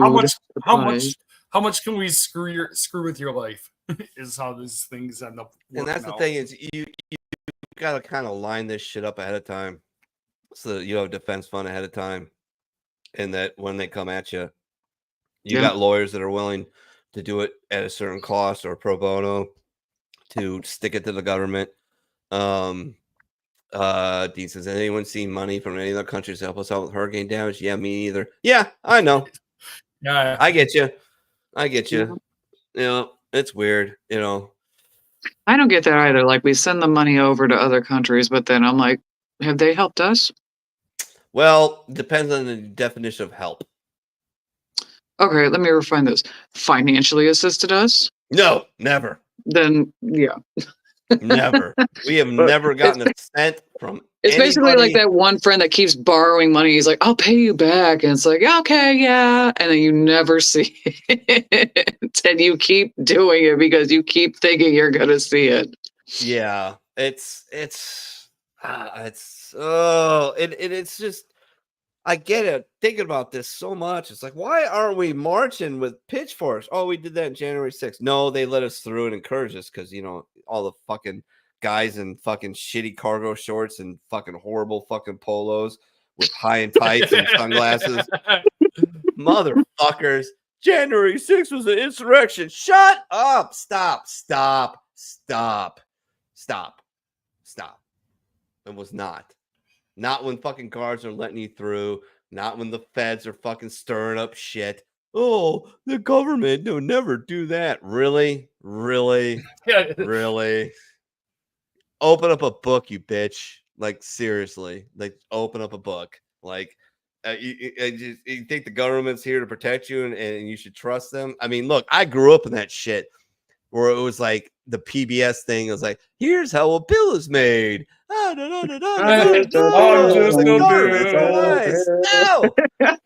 government's run by people, and a lot of them are power hungry, insecure sociopaths. Literally, like people who seek power and will get to it at any cost are, by definition, psychopaths. 70% of Fortune 500 CEOs. Oh, yeah. Okay. Especially that one that the plastic company dude that basically had his employees come in, threatened to fire them if they didn't show up to work, and then at the last second decided to tell his people, okay, yeah, you should evacuate. And at that point, it was just too late. I think he's on the chopping block at some point. Good. He should be. Fuck him. Because he even issued this sorry ass video of an apology. It's like, but that's not going to bring back, those, what was it, 8-9 people that are missing or died. That's not going to bring them back. It's not going to help their families. It's not going to do it. Absolutely not. No. We give a lot of shit to the French, right? But here's the thing. When the French go hard, they go hard. And here's one of the funniest things they ever did. In the 1980s, I think, the largest employers of France laid off like 250,000 people a day. Just shut a bunch of factories down and fucking pink slips across the country, right? You know what happened to that dude the next day? Shink. They shot him dead in the street. But here's my funny thing. Political violence is no good. No, I get it. To a certain extent, it can and does spin out of control. Look at Italy, look at Germany, look at Ireland and the troubles, right? It does. It gets fucking scary. However, that shit never happened again in France. Nope. Okay. And sorry, I have to leave for a second. The dog You're fine. is indicating he's got to go potty. He's got to go potty. But yeah, it's just fortunately, like, really, like, violence never solves anything. Actually, it's really probably one of the only things that's ever fucking solved fucking anything as a major problem in the fucking world. But what the fuck do I know? I'm a fucking idiot on the internet, so it is what it is. Oh, well. Yeah, I don't know. Because it's crazy. Then, yeah, here we got now two assassination attempts that have already happened here, but then so we get try to get told it's a two-way street. Let's talk about that for a minute. And I was trying to get to that. I'm a little drunk, so it's following my train of thought is a little hard. But the rhetoric, what I was getting at is the rhetoric. All right, so political violence is but then you got people like Maxine Waters, Nancy Pelosi. Interrupt them, get after them, make their lives hell. You're not welcome. That's political violence, you fucking frown face cunt. That's exactly what it is. God, if I could ever hit a woman, if God's like, hey, you can hit one woman, like just drill her. Maxine Waters, easy. Just blast her in that big ass shit. Just boom. Just break that thing in like 3 fucking places. Stand over her, take a piss on her face, and call it a day. Because she's the biggest piece of shit out there. Because if it happens to her, she's going to go run into the fucking Capitol Police. She's going to go run into the FBI. And, black politician harassed, blah, blah, blah, blah. Oh, but if you're white and you're conservative, fucking fuck you. We can harass you all day. We can fuck you up at Starbucks. We can fuck you up wherever you go. We can harass you at your home. We can protest and threaten a Supreme Court justice of the United States of America as long as he's a conservative, as long as he's white, especially. Like Trump, if Trump gets, this is what Trump needs to do. If he wins and a seat opens, which I think possibly he might get another shot at one, he needs to nominate the one and only, and there's got to be one out there, transgender, black, Native American Supreme Court justice as a conservative. There's got to be one out there somewhere. There's got to be one. And do it just to blow the fucking minds of the other side. Just to blow them. Because Trump, I called it in 2015 during the race when I was doing the Slew Report with Proby. I said, this dude's going to win because he's the greatest troll ever. And he just demolishes people. And this is what he's going to do. He gets that chance, he should do that. Or maybe not that, but just pick a black female conservative or Native American conservative or something. Just to fucking just drive the wedge in even harder. Yeah, it'll be at least one, because if he I think he's going to be elected. It looks that way from the polls anyway. What polls? All the polls I see say he's losing. Except not the recent ones. Not the recent ones. Like in the last week, like the betting market's gone to like Trump plus 55. That like doesn't necessarily mean he's going to win. That just means they want your money. Yeah. No, this is the overseas betting markets where people are actually putting their money on the line to choose who's going to win. And yeah, like a lot of the internal polls I've heard of have him winning all the swing states. So, but regardless, either way, I think he's going to have at least one Supreme Court justice picked for sure. Because if he gets elected, Clarence Thomas is going to retire. That doesn't help the court out. I'm saying he's going to get a pick. I'm not saying it's going to be a +1 or anything, but he's at least going to have that vacancy to fill, because Thomas ain't going to retire until there's a conservative in there. Yeah. A dude with a sore mouth is a lot less likely to open it for a while. Agreed. Hello, asshole and Ed. What's up, John? How you doing, brother? Trump gonna win anyway. Check the polls. Yeah. Ohio State has 147 to score to beat Oregon. Well, that's not good. That's not good at all. Here's a little the Badger hockey team's having a rough start to their season. They got the win while I was driving home to before the show here, but it took them into overtime to beat Lindenwood. Who the fuck is that? It's a small school in the St. Louis area. But yeah, Lindenwood beat them yesterday, apparently. So it took them overtime just to get a series split. They were down 2-0 after the first period. Maybe that's a little bit Ohio State lost? Uh-oh. Well, I think that's the score right now with a minute 47 left. Oh, okay. Maybe that's a little bit little school David versus Goliath, guys play out of their minds. Yeah. It could be. I know they were saying on the pregame they play in the St. Louis Blues practice facility, I think is Lindenwood's home ice. Oh, well, that might help. A couple Blues players show up and give you some pointers. That doesn't hurt at all.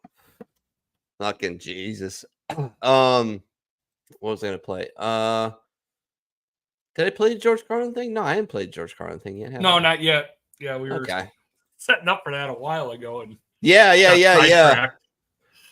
got sidetracked. Weird. No right to complain. People like to twist that around. I know. They say, well, if you don't vote, you have no right to complain. But where's the logic in that? If you vote and you elect dishonest, incompetent people, and they get into office and screw everything up, well, you are responsible for what they have done. You caused the problem. You voted them in. You have no right to complain. I, on the other hand, who did not vote, who, in fact, did not even leave the house on election day, am in no way responsible for what these people have done and have every right to complain as loud as I want about the mess you created that I had nothing to do with. Because I believe if you vote. I love George. I miss George. I hope somebody comes up to kind of take the mantle back. But I know Rogan's kind of sort of there, and Dave Chappelle I think is probably the closest to taking the mantle for George. I actually, if I think about it really hard, probably Dave Chappelle has probably taken that the baton and carried it forward. And flipped off everybody who's come at him about it. This was what I love about Dave Chappelle. I always liked his comedy, but once he came back to doing stand-up and started doing quote controversial shit, he would never back down from it.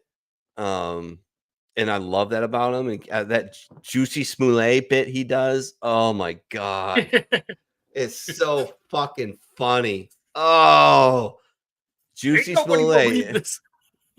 We got all quiet. Ain't nobody believe this. You want to get a sandwich at 2 a.m? Just give me a fucking break. Let's see if I can. Oh, what do you know? Your devices are not listening to you at all. I have that clip. I'll play it. I can play it later if you guys want. But John Woodorf, my former tank buddy, was helping my wife with an event her organization is doing Friday, Saturday, and tomorrow. Well, fucking good luck, man. Happy wife, happy life. Right? Yeah. That's how it works. That's how it works. Saying. Yeah, it's a saying. Shit. What else do we have here? Oh, little RFK. So, if you're on Twitter, you follow RFK Jr., go to his page, scroll through there. There's a portal that he opened up. Him and Tulsi are in it, and it's basically a portal you enter in. You don't have to give him any money. You don't even have to give him an email or a phone number or anything. You can just go in there and vote for things that you care about that are important to you. And I mean, it runs a fucking gamut. I mean, it's not just a one-sided conservative thing. It's all sides. And I think it's a very cool thing. Check it out. I'm sure it's probably, you can go through it on TikTok, probably go through it on Facebook. I'm sure you get through YouTube as well. But go and do that. I've done it. My wife's going to sign up for it, and just encourage you to do that. But I want to play this thing because I absolutely love, and this tells you anything about RFK. People give him a lot of shit, but the guy has really done nothing but fight for the health of the American people. You might think he's a little kooky, a little crazy, because when people slap you in the face with truth that you accepted as truth and it turns out to be a lie, and they say, hey, here's how it really is, there's a natural defense mechanism because you're a tribal person. It's in your DNA to be like, no, it's bullshit. No, I don't believe that, and to push back against it. But you gotta look this dude up. He's done nothing but environmental law. Oh, it's bad against corporations. Yeah, because sometimes corporations are fucking horrible. I hate the big pharma thing. I hate the big oil. I hate the big thing. But there is something to that because look, at the bottom line, they're gonna look after the bottom line. That's what they do. Tobacco's done it, oil's done it, car industry has done it. I mean, it is what it is. But just want to play this thing for you guys real quick. I think being interviewed by Dr. Phil. Wouldn't it be fucking hilarious if I just hit up RFK Jr. on Twitter? He's like, yeah, I'll do the show. Like, fucking, you really shouldn't, but okay. Here we go. This about big pharma, and this is about vaccines. You say that the government regulators have been bought off by big pharma. I think that's what you're saying when you say that this entanglement has occurred. You said agency employees are actually getting royalties, getting payments on vaccines and drugs that they approve. Is that true? Yes, there's a couple things happening. For example, the Moderna vaccine. NIH owns half of that vaccine, 50%. So the billions of dollars that vaccine makes, half of that goes to NIH, the agency, but there's also individuals, at least 4, and maybe 6 individuals who work for NIH who are high-level deputies under Anthony Fauci who get to collect $150,000 a year forever, not just for their lives, but their children. As long as that mRNA technology is on the market, they're going to be making money from it. Okay. And that is a conflict. Hang on a minute now, because I don't want to blow by this too fast. So the National Institute of Health is getting a kickback, a bribe, a royalty, a share, whatever you want to call it. Is this not a clear conflict of interest? Yes. That's what you're pointing out, right? Yeah, it is. People are shocked. Why are you the only one talking about this? If you talk about this kind of thing, you get censored on YouTube. You will not be allowed on the mainstream media to talk about YouTube. these issues. Give me a strike, that bitch. You could, and nowadays you cannot. With FDA, about 50% of FDA's budget comes from regulated industries, so mainly the pharmaceutical industries. You have agency capture on steroids. The principal objective of FDA today is to serve the mercantile interests of pharmaceutical companies. And that's why you see FDA not only approving all of these drugs that shouldn't be approved, but they also are, out to destroy things that are actually shown to be good for you, that do not make profits for the pharmaceutical companies. Yeah. Now we're starting to go crazy here again too. I seen you see California's trying to, at least some counties in California are bringing back mask mandates again. For what? Fucking, I don't know. For COVID? They're doing it, I guess. Jesus fucking Christ. I've seen that this week. There's like 6 counties and like, I think kind of close to the Bay Area. Oh, well, fucking, yeah. Why would you?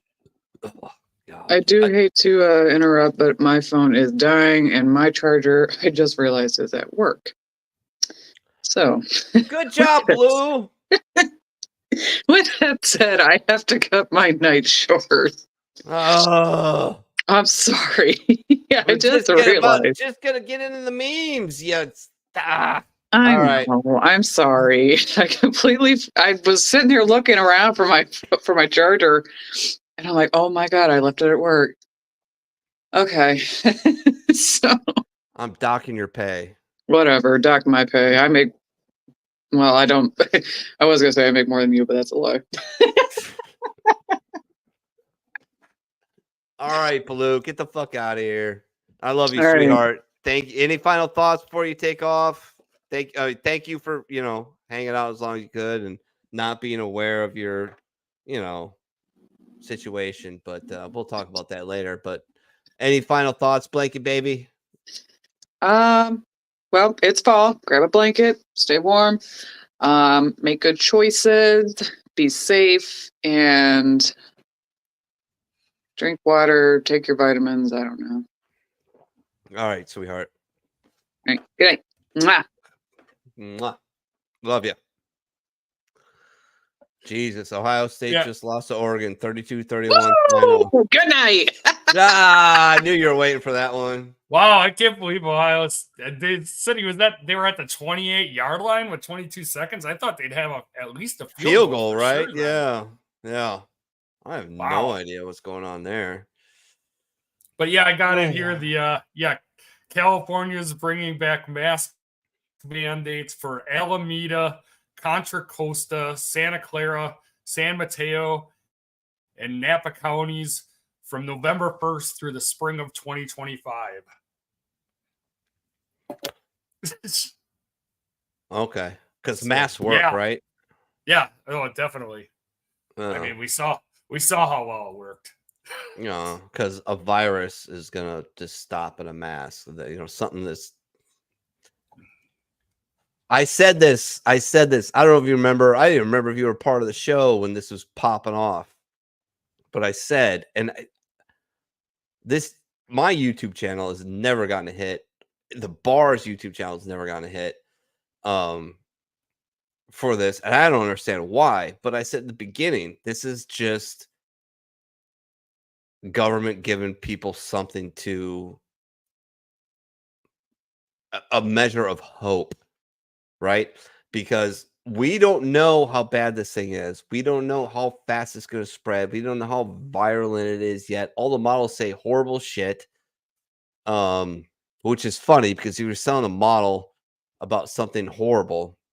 The more horrible you make it, the more people are going to buy it, right? But anyways, the government had to do something. They had to do something, right? Because everybody, for whatever reason, when shit goes bad, goes, what are you doing to help us? What are you doing to protect us? They're never going to do anything. Honestly, it's really always up to you. But most people are low information fucking morons, and they need something to create to avoid mass panic. And the avoid mass panic was, well, put on a mask. And then it was put on 2 masks and do 6 feet social distancing. And that's what people did. And, have you seen Joe Rogan's special on Netflix? I've watched about half of it. All right. Well, there's one point where he says, we lost a lot of people on COVID. Oh, yeah. And a lot of them are still alive. And it's true. It is very true. Yes, I did see that part of it already. Yeah. And look, that was starting at the beginning of the set. You can go back to like the bar when this started popping off, when it was like me and Chris and Kateri and everybody, and you can get the vaccine. I'm like, fucking, I don't know, kind of probably should, man. Like, I'm super high risk. I drink, I smoke, I've had TB, which I know. Years down the later, people will look at this and be like, wow, what a retard. Yeah, probably. As I light up a cigarette, but yeah, I get it. Like, I was scared for a minute, and then it was like, all right, you know what? Fuck this. This is the fucking super flu. Fine. What really started scaring me was the transition of people and their mindset. And it was, people were getting very hyper tribal. They were getting very nasty about certain things. My wife was going to the grocery store and getting not accosted, but like verbally accosted, shamed for not wearing a mask. And my wife has got probably the most robust immune system I've ever seen. Like, she's got two, especially now, we've got two crumb crunching Ebola monkey feral fucking children who bring shit home to us all the time. And, she doesn't bat an eye at it. But, man, just, that was so bad. And it was, I look back at it now like, oh, I'm going to take the vaccine. And now I'm like, oh, thank God I didn't. I might be fucking dead. Right? I mean, fucking shit. It's funny about vaccines and like shots and shit. Do you know what fucked me up this year more than anything? As far as like physically? A flu shot? No! I started getting bitten by mosquitoes. Oh, I haven't got a mosquito bite in 20 fucking plus years, dude. Really? And you know what I think that's from? All the fucking shots I got in the Marine Corps, all the shots I got when I went overseas, all the shots I got in the police, all that. I think all that, every fucking mosquito was like, nope. Just nope. But now, every time I go out to smoke a cigarette, and here's a weird thing. This is weird. I get quite a lot of fucking mosquito bites on my ass or like the inside of my thigh. I don't know what's so sexy about mosquitoes to my butt or my thighs, but they fucking love that shit. But I honest engine on every dead relative I can on my Marine Corps service have not had a mosquito bite that I've reacted to in 25 plus years. And also this year, just fucking, I get one and it's a fucking welt. I mean, like a nickel size welt. All of a sudden, like that. And I just wonder if that shit kind of just wore off. Yellow fever stuff, the fucking polio, all the anthrax vaccines. Did you do the anthrax vaccines? Yeah, I got the scar on it's inside of one of my tattoos, a scar from that shit. How many did you get? What was the series on that? I got like 6. Yeah, I thought it was like 5 or something like that. Yeah. Yeah, it was quite a few. And then it was like it wasn't like regular needles, it was like no scratchy thing. It was my like favorite 5 part about that needles and they like scratched that shit on you. My favorite part about that whole thing was right when it popped off, right? And we had a battalion fucking meeting on the parade deck. And I still to this day don't know why. But they're like, yeah, this is what's happening. You're all going to do this anthrax thing because we're protected about it because, we're going to probably go to war here pretty soon. Or we were at war and we're going to war. You're all going to go over there and you need to get these anthrax vaccines. And the CO took it and the battalion sergeant major was out there and he's like, yeah, I took it and you're all going to take it. And I leaned over to my company gunny and I'm like, what the fuck is this even about? And he's like, so they can explain to us. I'm like, explain what? We don't have a fucking choice, right?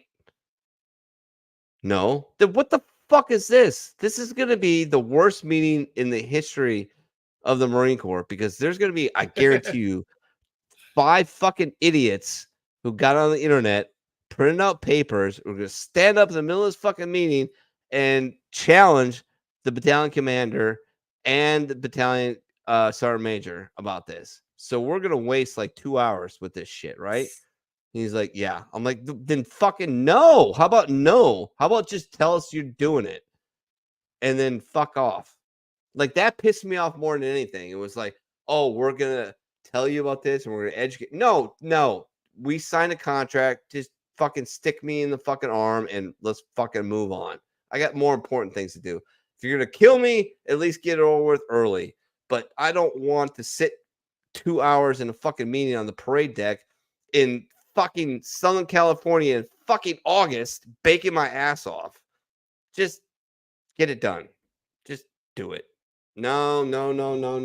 We had to inform our Marines about what we're doing. No, you don't, actually. So fucking, ugh. Drove me fucking crazy. He is talking about smallpox. Smallpox?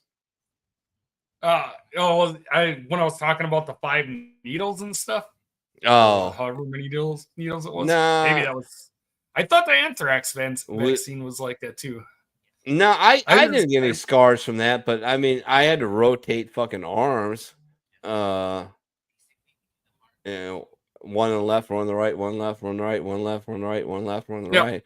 We had to meditate a guy off a boat because he was allergic to smallpox vaccine. He had to do a fasciotomy on his whole arm. I don't know what the fuck that is, Dean. What's a fasciotomy? It doesn't sound good though. That's for sure. Yeah, I do remember the rotating arms. Maybe I was thinking of 2 different vaccines then. Yeah. Yeah, because I do remember the rotating arms, and then your fucking arm felt like you got punched in it the next morning. Yeah, it burned. It burned like a bitch for like a day. And your shoulder, your shoulder felt like you got like somebody just knocked. Yeah, that was the thing that got me shoulder hard. With the anthrax. It burned. It burned for like a couple days. I'm like, Jesus fucking Christ! Honestly, I should stop qualifying my remarks. I felt like we lost like 50% of our company for 1 to 3 days after every shot because those guys just went down with like fevers and shit like that. They couldn't go to work because they were all fucked up. And they got back to work and it was fine, but whatever. But like, fasciotomy is when they have to cut your skin open to release swelling per compartment. Oh, yeah. Okay. Holy shit, this motherfucker. What's up? What's up, Aussie, man? This dude's coming to the States. Today. Hopefully, we're going to find a way for him to get here, and he's going to stay at Casa de Cremering here in Pierce County Township, Cincinnati, Ohio-ish. And I'm gonna put him up for the night or whatever. I'll put him up for a couple nights. I don't give a shit. He can stay here as long as he wants. And we're gonna have some fun, man. We're gonna have some fun, Bill. It's good to see you, man. I'm glad you're doing good, checking in. Can't wait for you to get here. I'm super excited. My wife is excited. She's like, can't wait to meet your Australian friend. I'm like, what? I just want to hear the accent. I'm like, you're fucking hilarious. You're hilarious. So Bill's going to come. And maybe if Bill comes on a Saturday, yeah, that's right, February. If you come, if you can swing the weekend, I can hook up another mic and we can do the bar for the first time with Bill Gammon live next to Minnie. And everybody, I think it'd be fucking great, man. I think it'd be a fucking major fucking hoot. I think we'd crush it on that night. That would be. That'd be. Oh yeah, man. Bill's fucking great. I love that dude. I can't wait for him to come. I can't wait. I miss my Aussie boys. I miss them so much. Always the funnest people overseas. Always the funnest in Tijuana. Well, maybe not the funnest. Definitely the most interesting. Nah, they're funnest. I mean, bar fights are bar fights, and Aussies bar fight like nobody else. That's for sure. Should we get to some memes? Let's roll. My memes are all videos this week, though. No videos. No. What are like video memes? I didn't have any good like regular memes this week. All right. Well, we'll just start. We'll just start. Yeah, we'll just start there, I guess, and we'll go backwards. Question mark? Yeah, we'll do that. Sure. Oh, Bill, I can't wait, brother. Thanks for tuning in. I appreciate it. Remember, share us out. We're live on Rumble, YouTube, of course, Facebook, several pages. I can't wait you to come on. It's gonna be great. Minnie sends you a new one. Just got it 2 seconds. No worries, man. We'll get to it. Remind me, Dean. Remind me because I'm starting at one point. All right, here we go. With I'm guessing pterodactyls gifts. All right. Oh God, is this Tampon Tim? Yeah, this is from him trying to pheasant hunt today. Oh God. All right. Never feels quite right. Just not quite right. Got a box of Tampix right there. Ah! I get it now. You All right. You can't get the shells in. There's tampons falling over. Oh, this one's better if you play it with the volume, though.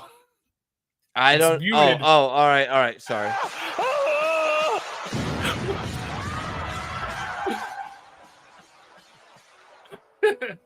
Yeah.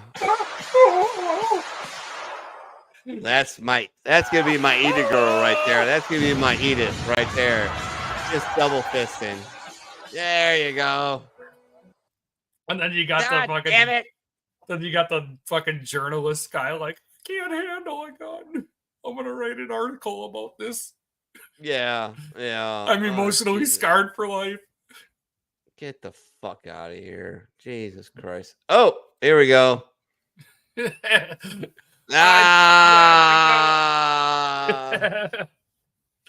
Oh, that guy. Good I think job, he is dead. Dean. I think he is dead, so. Well, That's yeah. accurate. God bless his depiction. cotton socks. Oh, there it is. There he is again. I wish people came with 30-second trailers so I could see what I'm getting myself into. Absolutely. Well, we just talked about how we hated the political commercials, though. That's supposed to be their 30-second trailer. Yeah, but they're full of shit, man. Like, wouldn't it be great if it was honest? You know, that is absolutely true. like I wish, like my first wife.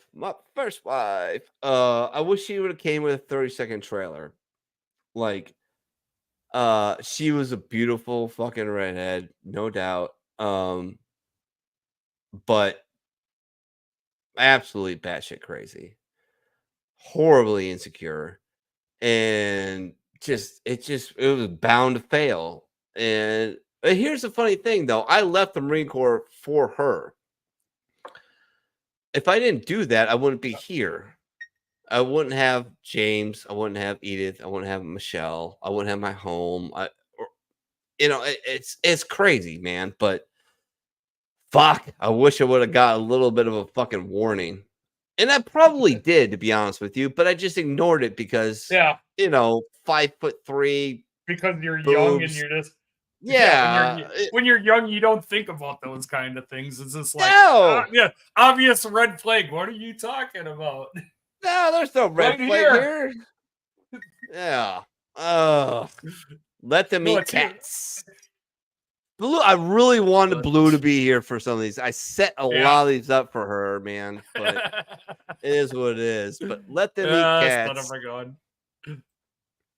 2 tours in Springfield changes you, dog. Jesus. Portuguese playing the home game. Salute to Blue, to 710, to all our co-hosts and contributors that we don't want to murder. We love you. Prost.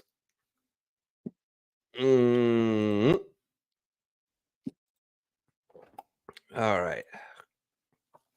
This is why I told you this a couple of weeks ago when he came back from the Philippines. Yeah, when I came back from the Philippines. Yeah. And sometimes you said sit back. Situation.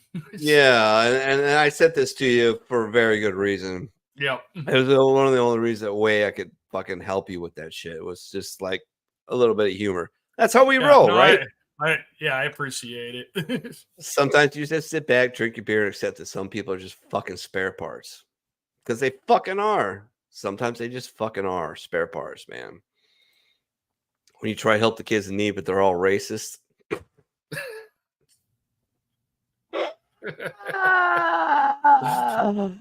Oh, man. Africa is fucking crazy. I highly advise anybody who's never been there to go there.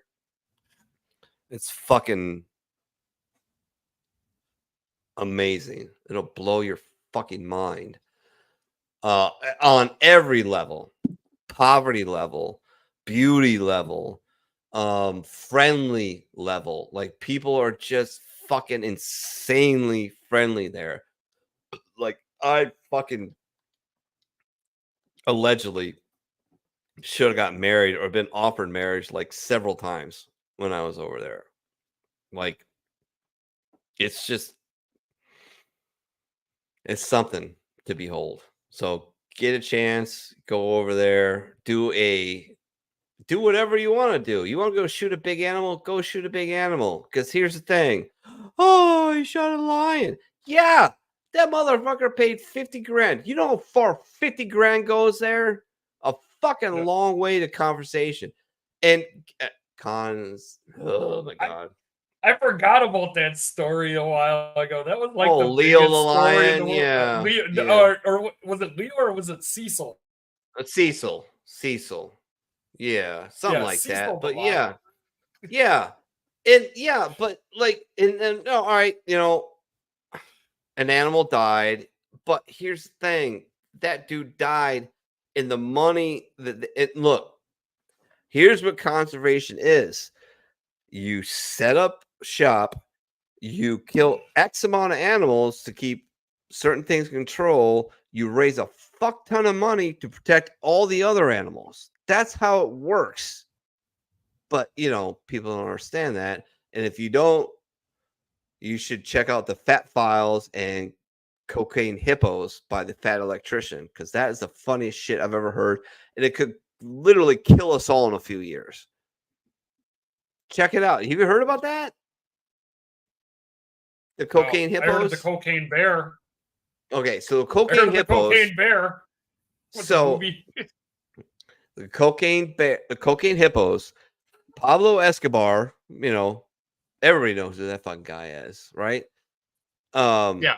Medellin cartel leader, fucking whatever you else we want to call him, basically psychopathic criminal. When you make, like $1 billion a month or whatever fuck it was, I don't know, $100 million a month, whatever it was, you can only spend so much of that money, right? Like, you can give a lot of it away, which he did.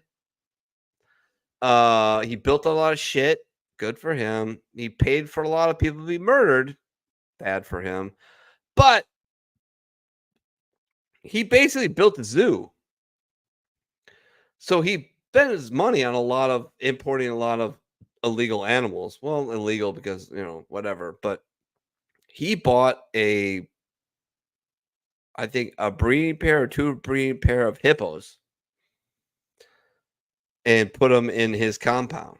Now, when Pablo went down, nobody fucking bothered to look after the hippos because fucking, we got bigger problems, right? Yep. Well, the hippos broke out. Now there's a couple hundred of them, maybe 1,000 of them. And here's the problem. Hippos, they work in Africa because Africa knows how to work that shit out, right? Because they've been there forever, right? Well, here, hippo shit, and the shit they produces an algae that is hyper oxygenative, like stealing. Like, it steals oxygen like at a hyper rate. So it kills all the fish in the river the hippos are fucking shitting in. And now those cocksuckers are moving towards the Amazon. And if they hit that, fucking all bets are off. We're toast. We're done. Because if the Amazon falls, the heat sink falls, and we're fucking all gonna die. Fuck fucking goddamn diesel trucks and fucking those assholes who buy F-250 extended cabs with the diesel Cummins and extended pipes, and those assholes. That's not what's gonna get us. It's goddamn hippos. So go to the Fat Files, go to YouTube, search Fat Files, look Cocaine Hippos. Just saying. Moving on. Trump Vance for 2024. Yeah. Good Lord. Doesn't want to be dinner. Almost there. It's away. Oh God, did you just come and saw me? Negative. I didn't go in, just impacted on surface. Oh Jesus, that's too much. When someone sits next to you and there's a bunch of open seats. Yeah. I snapped a little bit the other day. I have a very serious anxiety issue, problem, whatever you all PTS, whatever it is. I don't know, fucking whatever. But I have like a certain thing, and I'm in the shitter at work. There's nobody in there, right? I go in there and I get to my shit. I pull up my phone because I'm that monkey who, not that I can't shit with on my phone, but god damn it, makes it a little easier when I'm just scrolling through shit to take a shit. And a motherfucker sits down right next to me in the next stall, yeah. and just starts blowing fucking mustard gas. And I looked at the shoes, look, shoes, who is it? And I saw it. I won't say his name. I'll make up a name. Bob. I'm like, Bob. He's like, what? I'm like, what the fuck did you eat this morning or last night? Oh, it's a Chipotle. I said, do me a fucking favor, Bob. The next time you eat Chipotle, sit 3 fucking stalls down next to me, you fuck. Like, seriously. You gotta always have a 1 stall difference at least. Yes, or you just don't go take a shit, right? If you walk in there and you got 5 stalls and there's 2 people in there, you know what? I don't got shit that bad. I'm gonna fuck off for 15 minutes. I'll come back later. No, this motherfucker sits right down next to me and he blows straight mustard gas right next to me. I'm like, God damn, dude, come on, bro. Oh. Hate people sometimes, swear to God. When you wake up and actually feel rested and refreshed, what is this feeling? What is that? What happened? I went to bed on time? I don't know what to do. I have no idea. I woke up this morning and it was early, but I was up. I woke up, I was up. And it was very sweet that my, feral daughter came up and cuddled with me. But it was still like, I'm rested. My back is not, for about 30 minutes, and then it really kicked in. That was fun. That's what made me go back to the VA today. All of a sudden it was like, oh, muscle spasm here, muscle spasm here. There we go. So yeah, but God. Isn't it glorious? You just wake up and you're like, I don't gotta go to work, and I feel okay. I actually got to bed last night at a decent time. Yeah, my wife doesn't hate me. My kids aren't cursing my name, and it's rare. Cherish it when it happens, people. Cherish it when it happens. Mom in the morning, hurry, wake up. Me, okay, Mom. Don't turn on the. See, I have to deal with this. I have to deal with this every weekday because when I was, relatively healthy, I was working 50 plus hours every week. So I got up at, 5-ish in the morning, got my lunch together, smoked a cigarette, put on my work clothes, kind of, putzed around a little bit, then waited for the time it would take me to get to my coffee shop. So I leave about 5:45. Hit the coffee shop at 6. They just fucking see my car and they just make my coffee. Which I fucking love. Walk in there, tap my card. If I have cash on me, throw them $1, walk out, and go to work. But fuck. I'm not working overtime because I can't, because I'm on light duty. I'm a broke dick. I go to sleep a little bit later. And I tried sleep later, but 3 days out of the week, Edie wakes up at 6:15 in the morning and just barrels through the fucking door, jumps on the bed. Daddy, mommy, daddy, whoever will answer first, she just hits both of our legs.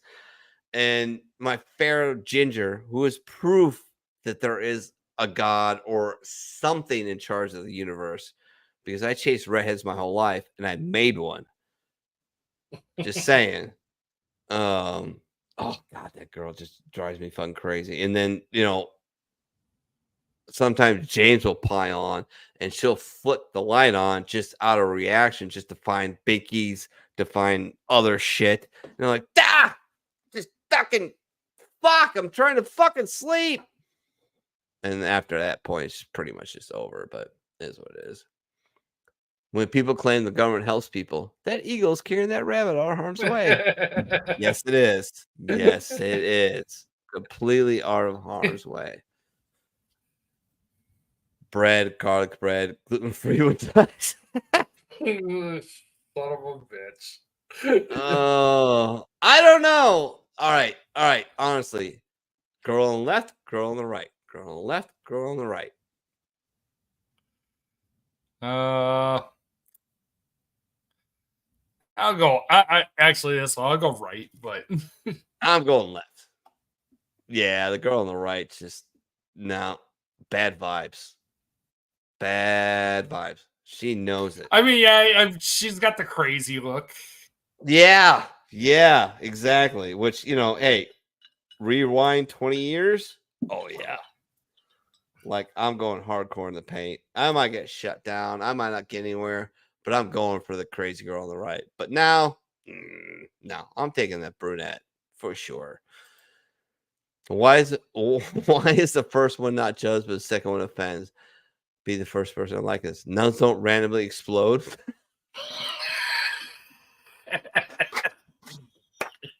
Oh shit, that's fucking great.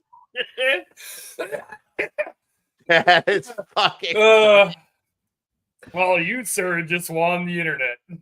Yes, you did. You just won the internet. Yes.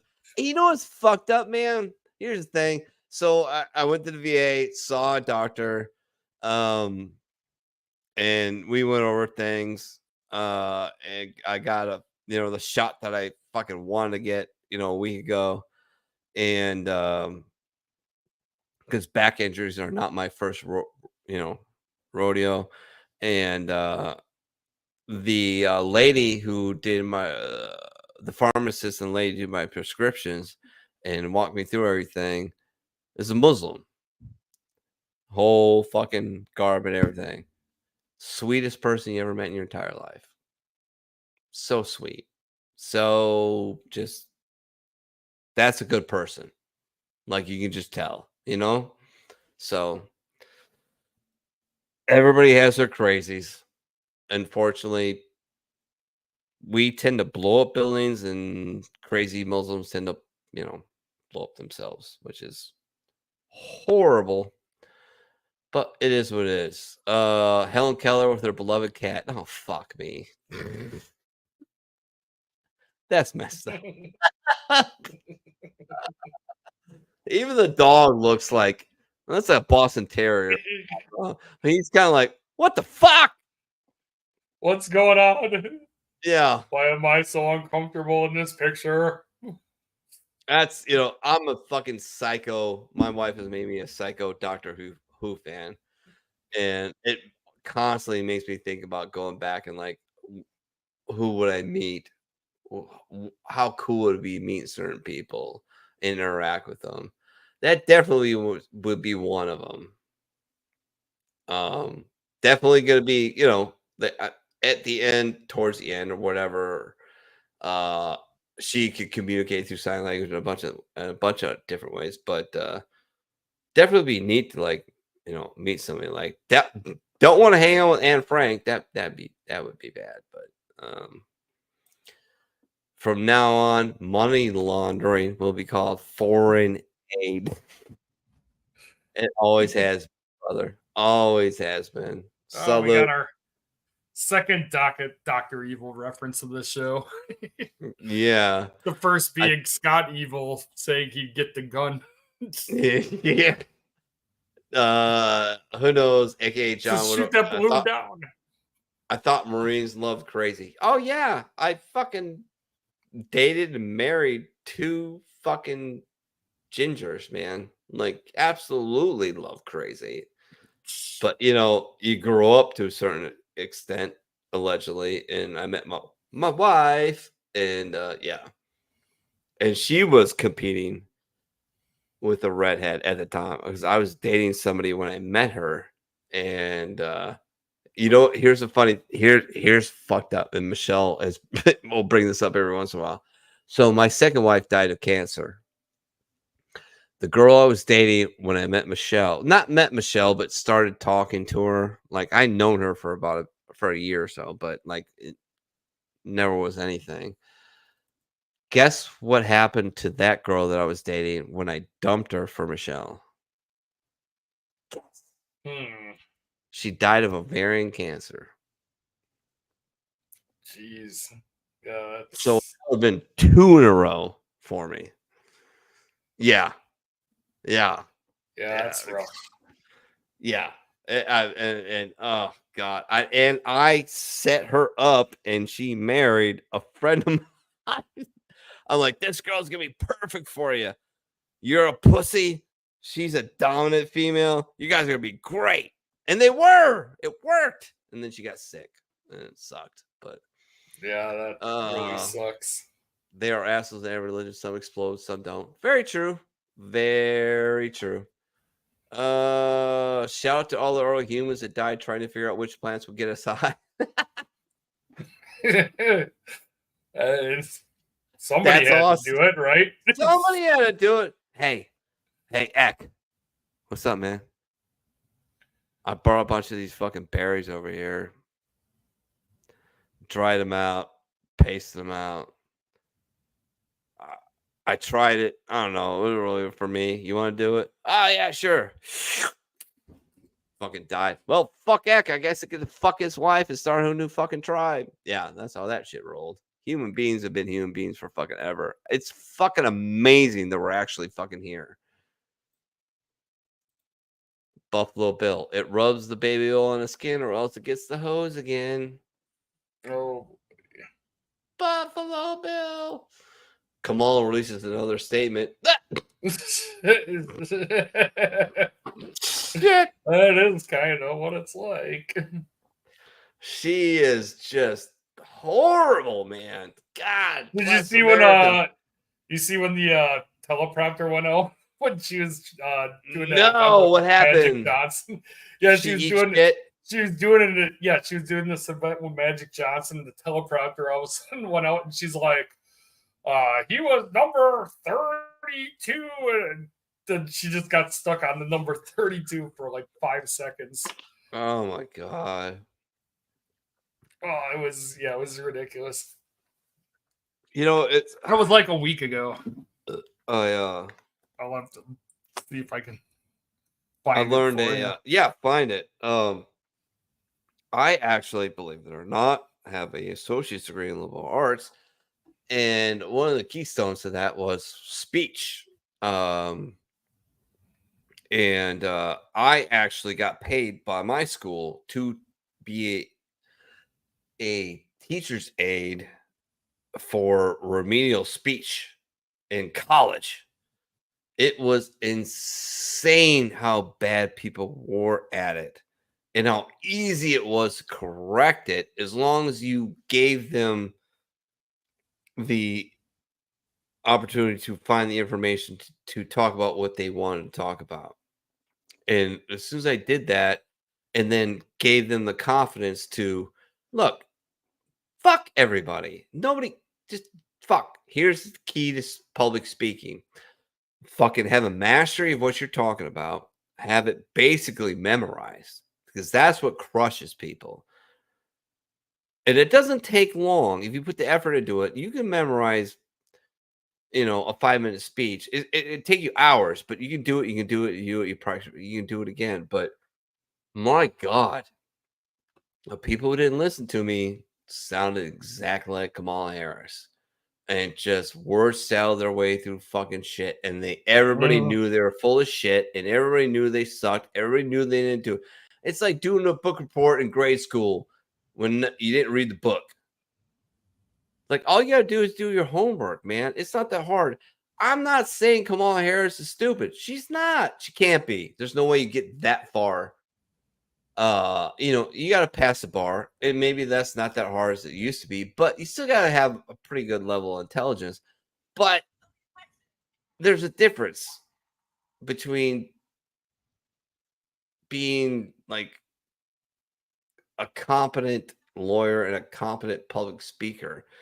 You're in a courtroom. There's fucking maybe 20 people in there. If it's a high profile thing, there's maybe fucking 10 people in there. But I think it was who said it? Motherfucking president said it. World War One, start of the League of Nations. Woodrow Wilson said, if you want, or maybe it was Theodore Roosevelt, I'm not sure. If you want me to speak for 5 minutes, I need 3 days. I'm paraphrasing. If you want me to speak for 30 minutes, I just need 5. Being that I can bullshit for fucking ever if you need me to. But if you want a short, concise, impactful speech, I need some time to work that shit out. And believe it or not, it's not that fucking hard. It's really not. Just imagine everybody naked and look at everybody's forehead and you can crush any public speech. As long as you're prepared. I sent that clip. I sent that clip to you that we were talking about with Kamala for the Magic Johnson 32 days or whatever it was. All right. Yeah. Remind me when we get through these. I'll play it for sure. Because I really, really want to see that. But because anything to dump on Kamala Harris, I'm all about. And so thank you for that. This store weighed more than your entire car driving now. Probably. Yeah. Probably. Cars in the 80s. Or oh my God. Even earlier. That looks like my old Oldsmobile 88 car. That's what I was thinking. I was thinking it was an old Oldsmobile. The only thing I can't figure out is where's the fucking ashtray, though? Oh, that was... I had an Olds 88. Yeah, you got that little silver area under there, and I think you can, like, can you pull an ashtray out from underneath that little console there. But then there was one in the dash too, or like right under the radio. When you get caught lying on your resume, whore, McDonald's, yeah, Jesus Christ, like. You watch The Boys on Amazon, the show called The Boys. On Amazon? Isn't it on Amazon? Yeah, it's on Amazon. Yeah, isn't it? I'll have to look it up there. Yeah, you need to check it out. I don't think I've seen it, but start from the beginning. You'll love it. You'll love it. It's great. And there's only one superpower I want. And like the guys at work, I have this useless superpower at work. So guys give me like Gatorade bottles, Arizona tea cans or whatever, and they're like, throw this in the garbage can. And I'm like, all right. And I'll be like 30 feet away. I'm like, dunk. Like, how do you do that? 5,000 drills in the baseball field thrown into a garbage can. That's how I do that. It's fucking nothing special, but yeah, that stuff does get drilled into your mind. Oh yeah, like I'm sure something's gonna happen to Sammy whenever she decides to leave hockey, and I hope she doesn't do it until she can't do it. You know what I mean? Because she's a unique talent. She is a unique talent. Hopefully one day though, like somebody will like kick a fucking chair or a fucking coaster and she'll just fucking, you know what I mean? Just like fucking whip her hand out and catch her from hitting her kid in the head. Like that's what I see Sammy do when she gets older, when she becomes a mom. She's gonna have those goalie reflexes, just doing that. But moving on, when you get caught lying in your resume, whore. McDonald's. Yeah, you're a whore. Whose dick do I have to be sucked to be president? Well, Big Mike, baby. Pook would love this. Pook would love that we should add Pook on tonight. Oh man, we can bring that meme back tomorrow. All right. Well, hey, save it or something. I don't know. Yeah. Well, there's a thing I want to do with Pook every week, and it's just tease the shit out of him. And there's a meme coming up that is just built for me and Pook. You'll know it when you see it. $175 billion for Ukraine, $310 billion for Israel, $567 million for Taiwan, $750 for her. Yeah. I have a fucking problem with that. Yep. Yeah, we like to take care of everybody else in the world except for ourselves. Yeah. Yeah. And and I've argued for it for a long time because I understand. I'm not being singular. I understand geopolitics. I'm just saying geopolitics are a fucking very important thing. And putting out fires on somebody else's doorstep without putting boots on the ground is worth every penny you spend. For sure. Like, if we didn't support Ukraine, and I get every argument against it, if we didn't support Ukraine, Ukraine falls instantly.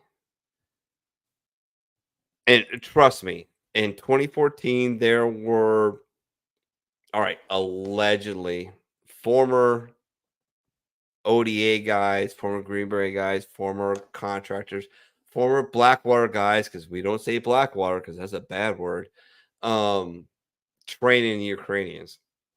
We didn't do that. We didn't back them up with artillery shells, didn't back them up with fucking tanks, didn't back them up with planes. Putin owns Ukraine, and Putin wouldn't stop because once he's got that, then he's got the whole Belarusian army. Then he's just gonna keep going. He's just gonna take the Baltic states. It's just is what it is. It's unfortunate that we have to spend money overseas. It's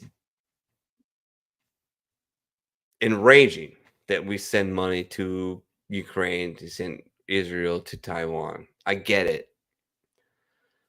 Alternative is what? Israel falls, Ukraine falls, Taiwan falls. How does that help anybody? It doesn't. Now, I will give you a caveat. I fucking use that word. Fuck. The worst word in every Marine Corps or DOD meeting ever is caveat. But whenever you carry government money, there's always a hole in the bottom of the bucket. It is what it is. I wish I had the superpower where I could pop people's heads who were dishonest. I wish I had a superpower where I could pop people's heads who were stealing. I don't. Best I can do is just guide you along the way, I guess. So, girl on the bus. I let my intrusive thoughts win and dye my hair blue. Me if I let my intrusive thoughts win. The tank dozer. Yeah, yes, baby. And that's what I was talking about earlier, becoming ungovernable. And I told Blue, I think you were actually off for a second. I don't know, maybe you weren't. Yeah, I had to go pick Blanca up and put her into bed. Yeah. No more. I was like, I'm gonna get another watch list here, and here's how. I said we've got to come to a point where everybody decides to become ungovernable, and it doesn't take much. Doesn't take much. It really doesn't.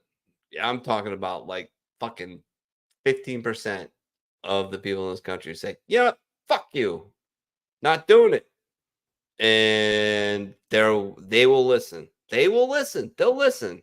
They will, because the one thing they're scared about more than anything is losing power.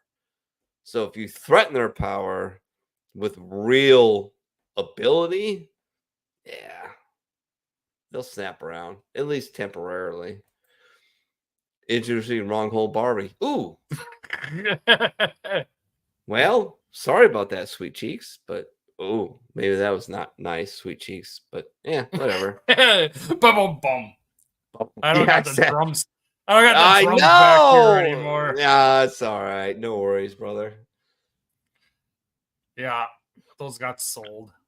A deer when the leaf cracks in the forest. A deer when you're coming at like 60 miles an hour. Yeah. Almost hit one last week. I live in the middle of. I love where I live. It's fucking beautiful. However, I'm surrounded by probably top 10% of money in Cincinnati. Like when you come down here, because you're gonna come down here, you see the houses I'm surrounded by, you'd be like, holy fucking shit. Like you would literally say, "Holy fucking shit!" It's insane. It's insane. But I also live next to one of the largest Cincinnati public parks, called Woodland Mound, and it is filled with deer and it is filled with fucking coyotes. And just the other day, I almost hit that motherfucker at like 50 miles an hour. And anybody who knows me long enough, I grew up in Wisconsin, where there is more deer than people, ish, probably, maybe, I don't know, but I never hit a deer in Wisconsin. I lived in Ohio and I hit 3. Like I fucking hate fucking deer. Fucking. And I almost hit one the other day. Like I was doing 60 and like a 35, fine, karma, but yeah, that motherfucker just like waited for me, and then he just jumped out, and I'm like, God. Yeah, those bad. Yeah, they are bad. They're dumb. We just had actually my kids were just telling me a couple of their must be kids in their school got arrested here this week for poaching deer. Yeah, like over 100 deer apparently that got How poached. do you poach deer? Why would you ever poach deer? I don't know. There's fucking like 10 million of them in Wisconsin. Maybe not much. I'm grossly exaggerating that. There's But a ton of them. Well, like I said, they There's a had like ton. over 100 of them that apparently got poached. Like 3 kids, 3 teenagers, over 100 deer. smoked through. Well, you know what? The Marine Corps should recruit them, or the Navy or the Army should recruit those kids. And hey, they're self-starters and they are fucking driven. Just saying. Like, a guy I know told one of the funniest things he told me about, like, operators and like ODAs and Delta. It was like they don't necessarily recruit from like the SEALs, Force Recon, the Raiders, the Rangers, and the Army. They do so much random training with people that like they will literally pick you the fuck up from your pole gas job. If you're fucking gangster at it, they just will pick you up. Theory being that if you're that fucking good at that and we could use that, we can teach you how to shoot and do all kinds of other shit. So I found that fucking funny. I didn't know that about that. I was watching Sean Ryan show the other day and I was like, that actually makes a fuck ton of sense. Like, and the guy said, he's like, well, this fucking redneck can fucking, I'm paraphrasing, he can fucking tear down and build up a fucking motor and start a bunch of vehicles and weld shit and do all kinds of things. He's amazing at that. If he's got the drive and he raises his right hand, I can teach him how to shoot. I can teach him how to move. I can teach him how to fucking do all this other stuff. And I'm like, motherfucker, never thought about it like that. That's kind of gangster. So, anyways, moving on. Jelly roll. This is for poop. Jelly roll is basically Adele for men who are forklift certified. Which I am forklift certified, and I fucking love Adele. I'm not a big Jelly Roll fan. I like his one song, but every time I hear it, it makes me feel horrible about myself because I'm a Catholic. So, like, I only talk to God when I need a favor. Like, well, welcome to the Catholic faith, you fuck. Do you need to spread around everywhere, you douchebag? Get some Ozempic, take some little face tattoos off, and go fuck yourself. No, I love him. I love him. I think Joe Roll's hilarious. He's a good dude, and good for him. And God bless him for fucking turning around his shit. Came home to find my 2 AR. I wish I had 2 AR-15s. Came home to find my 2 AR-15s unloading the dishwasher. I'm so proud of them. Raised them right, and they won't harm anyone. Yeah, fucking shit. Why does inclusive include everything except opposing views? Why is that, T? Because it's about control. Yeah, but you got one party saying, here's the thing. One of the things that really upsets me is like, it's never a conservative, it's never a Republican, it's a right-wing extremist, right? Like every time, no matter what we're talking about. And it's like, I don't know who said it. I could look it up, but they warned about hyperbole, because once you pull the trigger, everything else is just kind of shit, and you have nowhere to go but up. And I think that's what's happened to the progressive left. And I'm talking about like, and now, honestly, now, to be honest with you, I think it's absolutely taken over the left. I mean, I'm talking like 55% of Democrats are just fucking Looney Tunes. Just Looney Tunes. When I start watching the Bill Maher show and agreeing with everything he says, things are going wrong. Yeah, 'Cause Bill I Maher's fucking- starting to it's starting to be like, yeah, these guys have gone too fucking far for me. Yeah, and he's what I call old school blue dog Democrat. Strong foreign policy, you know, internal domestic stuff, take care of the people kind of thing. And he's furious. And he feels like a man on an island now, because everybody's coming at him on the Democratic side, because I hate saying Oh yeah, Democratic. and like when I was in Iraq, like that was a guy you would consider was far left, and now now the left has gone way far past him. Yeah, now he's like a voice of reason. It's like, what the fuck happened? Back at that time in my life, that would have been what 2003 or whatever. The year the Buccaneers and the Raiders played in the Super Bowl. That's how I remember I went to Iraq, was the Raiders and the Buccaneers played in. That's how you the mark Raiders. The Raiders and the Buccaneers. Trent Dilfer won played a in Super Bowl, man. Well, they were in the Super Bowl, and it was in San Diego, and I was stationed at Pendleton at the time, and I was supposed to have a job with Sports Illustrated, handing out gift baskets to some of the athletes, because they were getting people from Camp Pendleton to do some of that stuff. And then it's like, no, night of the Super Bowl, I have to fly out. I flew out to Kuwait on the night of the Super Bowl. And it's like, I was gonna go do this job for Sports Illustrated and meet fucking Warren Sapp or some shit. It would have been cool. No, did you jump on a private, or was it a Mac flight? It was like a private airline, like a Delta or whatever. Yeah, it was like a Delta plane, a charter flight. Yeah, charter. Yeah, that's what you want to call it. Yeah. Retail workers, when they hear Mariah Carey, start singing. Love it. 1 month till we find out if we can afford groceries, or we're going to World War III. Yeah, that's a real thing, motherfuckers. Like it's I've been able to work overtime for almost a month, and that's a big fucking kick to my paycheck.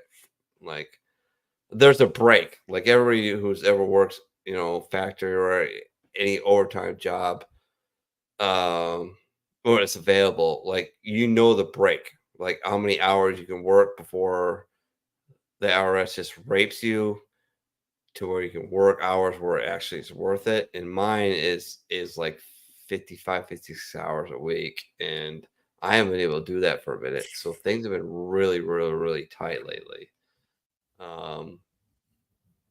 Thank God my back.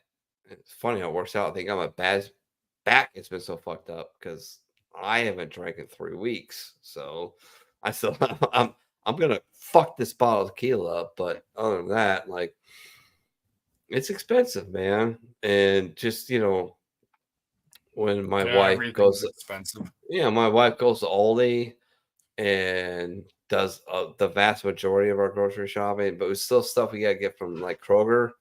And it's like, fuck, man. It's just, it's not good. And by the way, just to let you know, to give you a little bit of hope,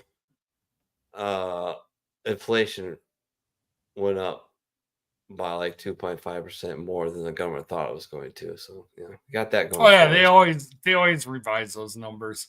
Yeah. They always when they do the official numbers, like the big release, it's like, oh yeah, they're really great, and then like a month later, it's like, oh, we have to revise these numbers, but we're not going to put this in the headlines, so nobody knows about it.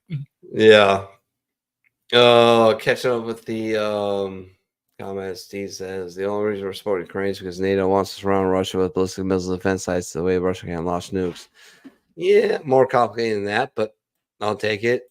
Nah, that fucking not in your shoes. Get in the car now, Barbie. Look at Carlos Hathcock. He was just a backwoods kid that hunted. Hey, I was a coach on the rifle range. My best shooters were females and dudes who never picked up a rifle because they did everything I fucking told them to do. Right. Yeah, no bad habits, no Kentucky windage bullshit. No, I got this. No, you don't. There's fucking rules. This is physics, bitch. Listen to what I'm telling you to do. It is. I fucking said that. This isn't fucking Kentucky. This is physics. I may or may not said that to a captain in the Marine Corps. It was created a whole incident with a warrant officer, chief warrant officer, who was in charge of the range, backing me up. I did say it slightly disrespectful, but he was also being a cunt. So, he wasn't hitting the broadside of the barn. Tried to tell him how to do that again because he had see what happened is he decided to take the squad leader thing and put the M203 on the bottom of his rifle, right? So that changes the whole dynamics of shooting the rifle, right? Because now your rifle is top heavy, very much top heavy. It's also very more stable if you use the correct positions, which he wasn't doing. And we got an argument, and I won eventually, but it is what it is. The Democrats fucked up when the Amish are voting for Trump. Yeah. Hopefully this goes our right way. But Haitians have moved next door and we're supporting them. And smug is gone. The same people who spent the last 3 years telling you Biden was sharp and in charge are now telling you Harris is competent and the best person to be president. See, this is a fucking huge problem. And I have a very cool guy that I'm friends with. It's a professor that I had in college. He's a big lib.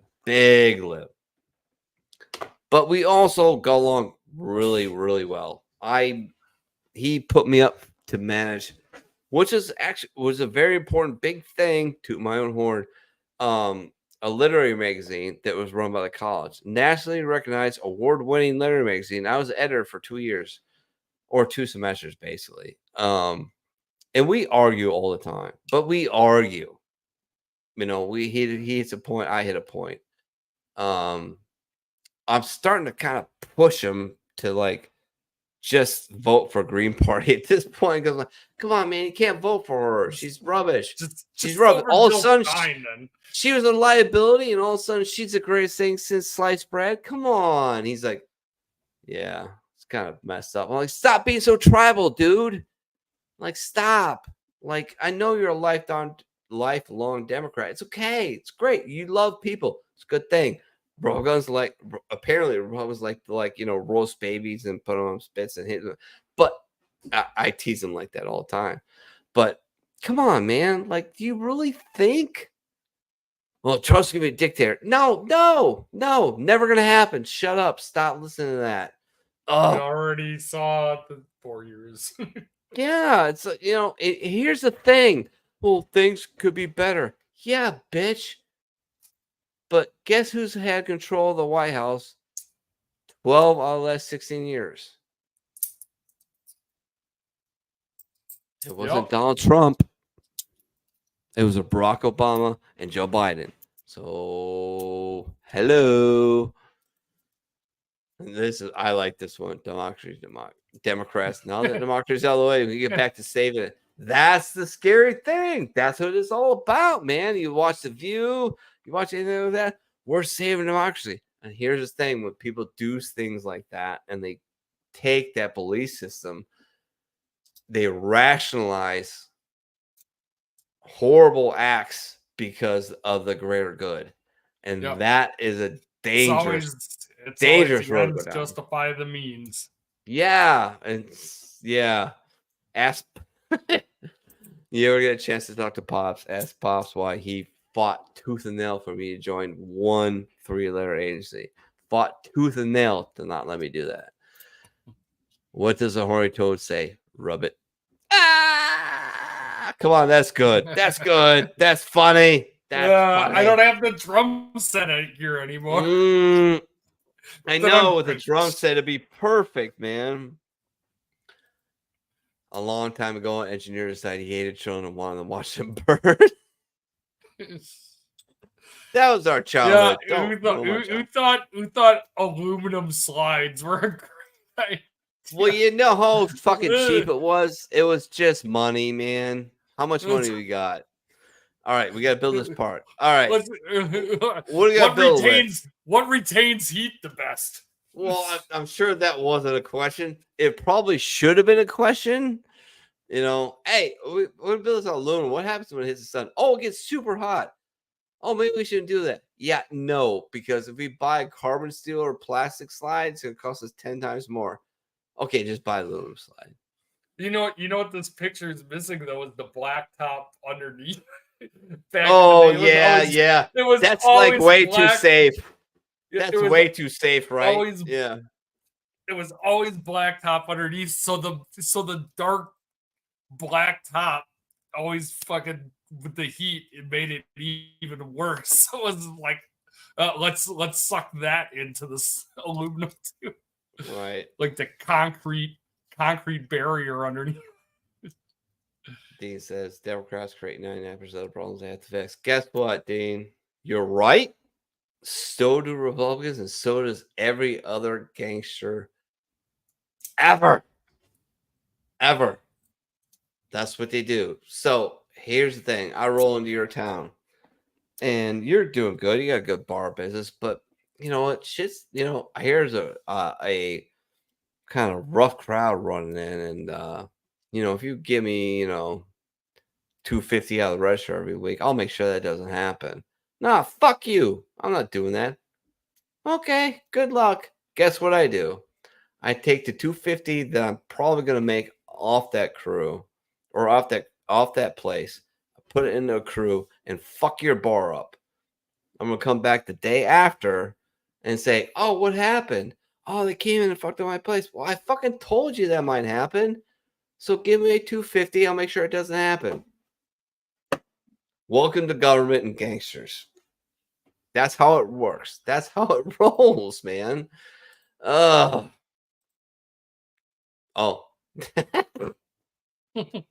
That's my Edie Bear. In the washer. Or actually, I think that's a dryer with her fruity Yeah, pebble. it looks like a dryer. I fucking Pharaoh child. Ugh. Those teenagers deserved it. It changed my minds. That's for Blue too. And she's not fucking here. Good little meme decoration thing. Look, the dude tucks his pecker and dances. I suggest you put the fucking lotion on. Yeah. Just put the lotion on. Just save us some time. Bobby Wood Jr. was alone watching the Yankees celebrate, so Giancarlo Stanton went over showing respect. See, not necessarily me, but I'm a big baseball geek. And that's pretty cool.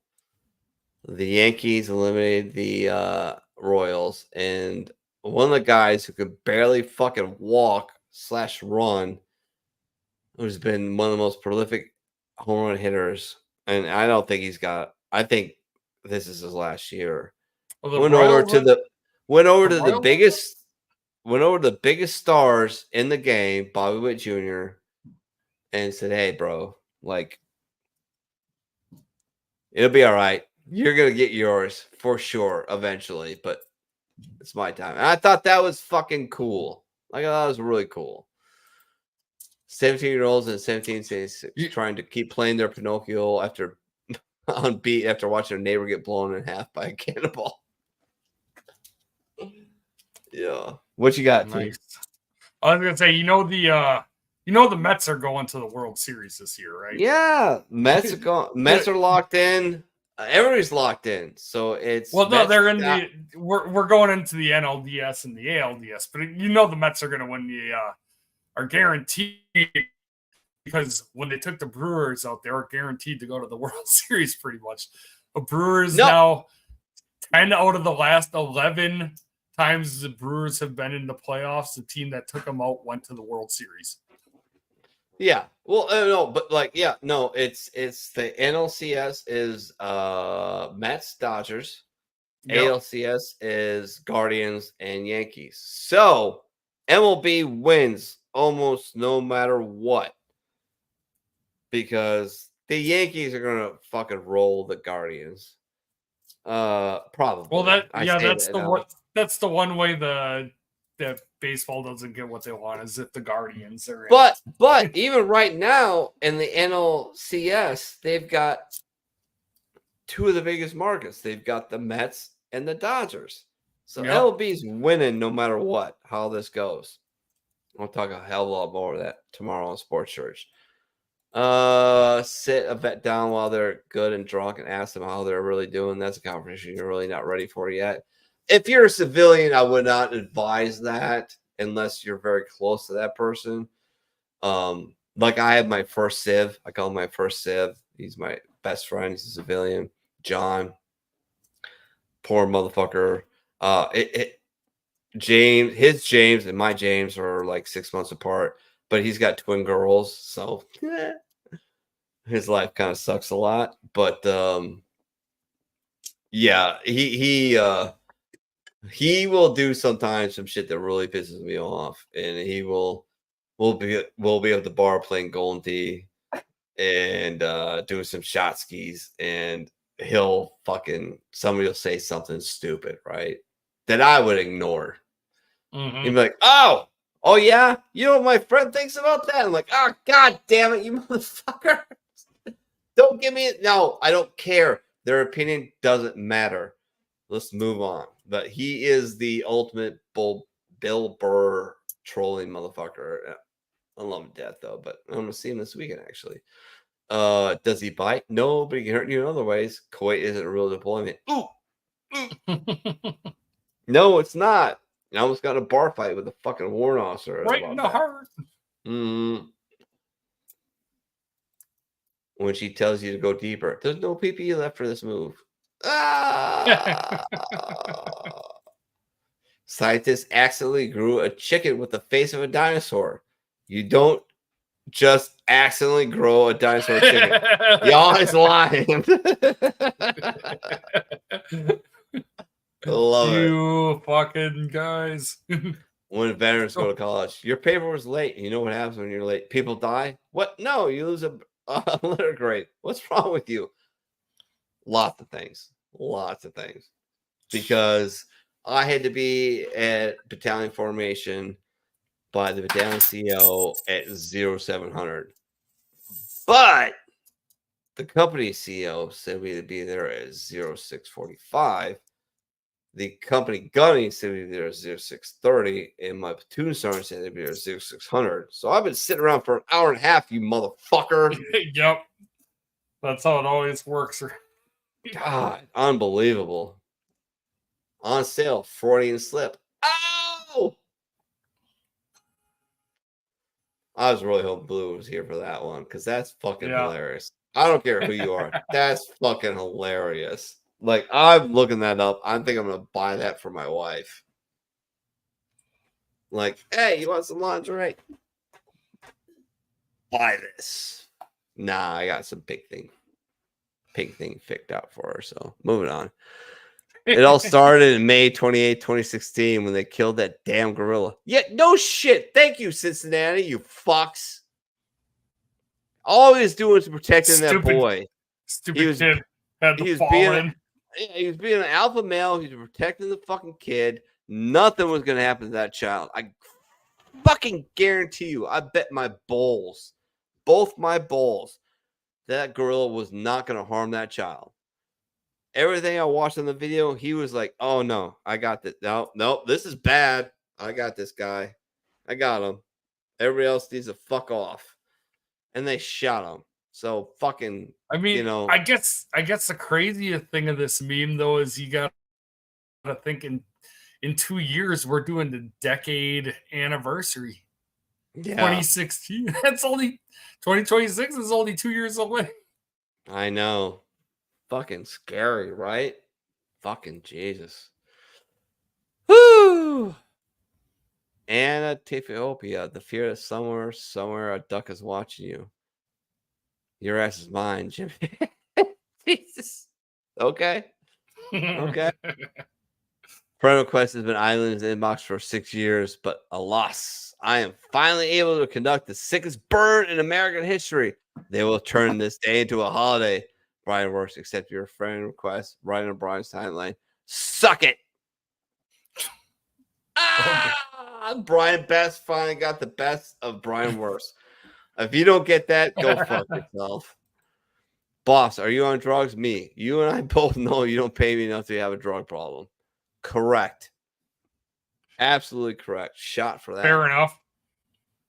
Let's see if I can catch up with the comments here. Yeah, we're not too far behind.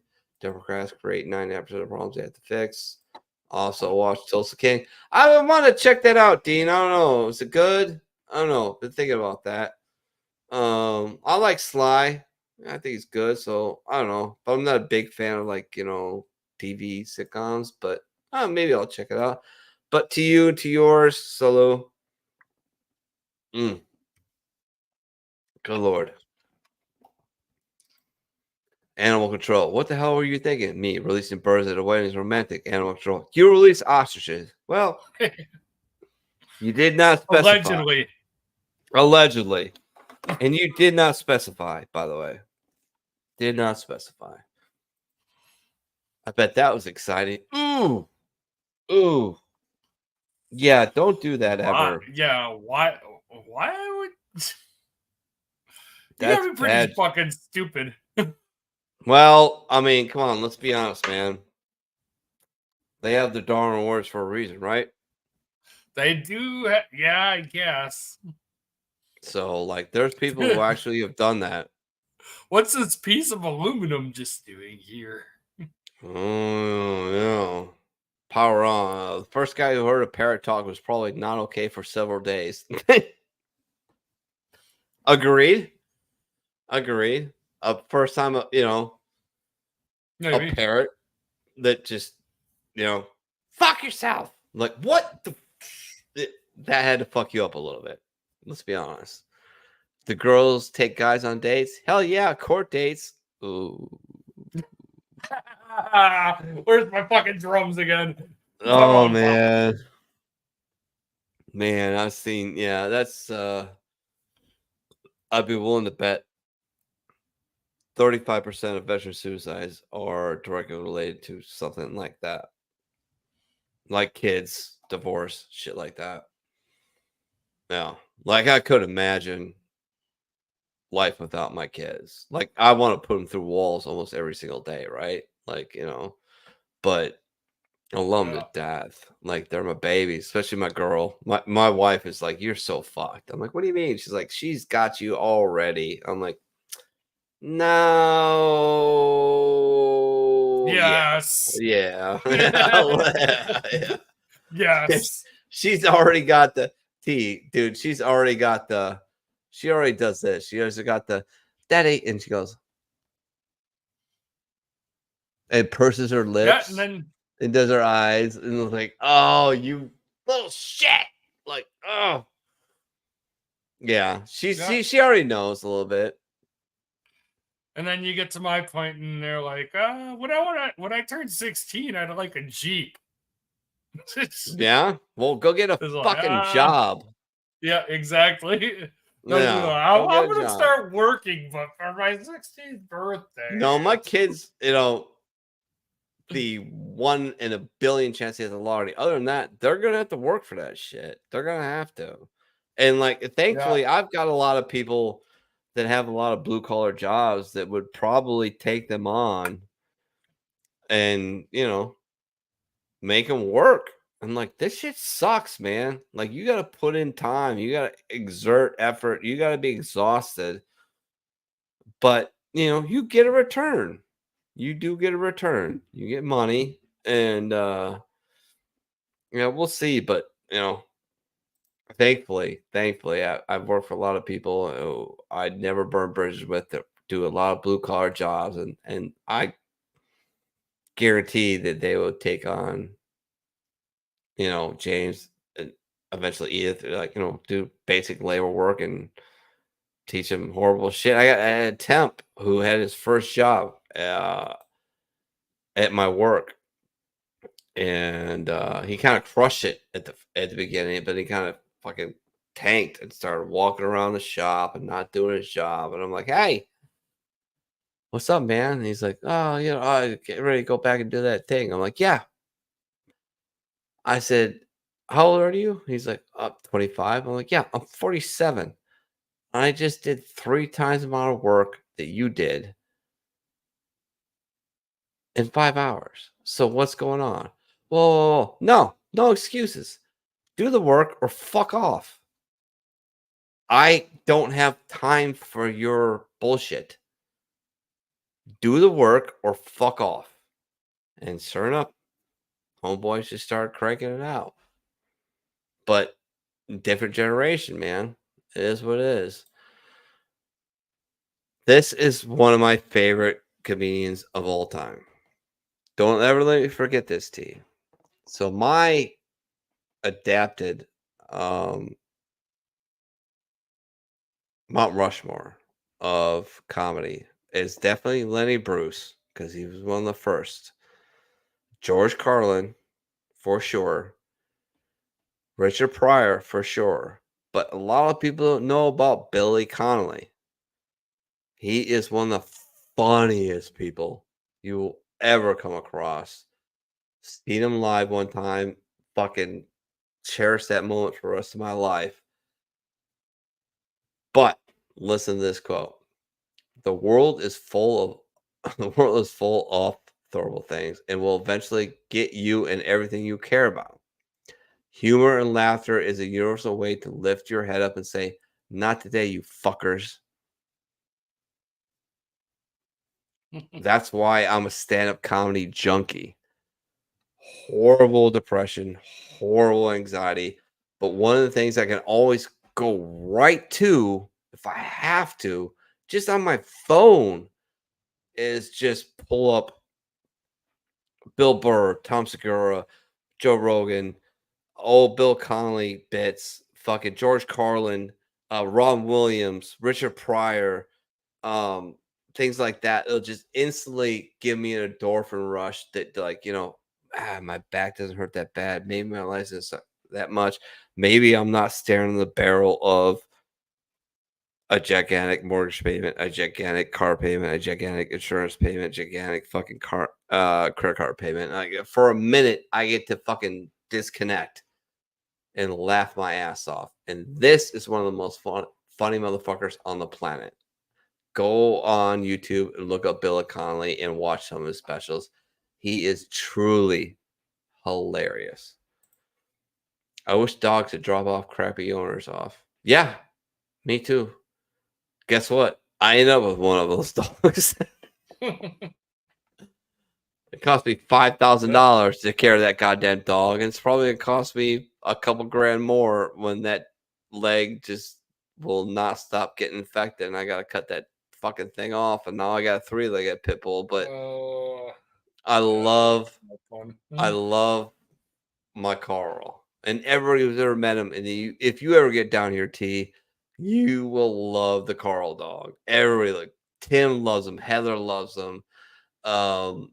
Brittany loves him. Jason loves him. 710 Split loves him. He is a big goober.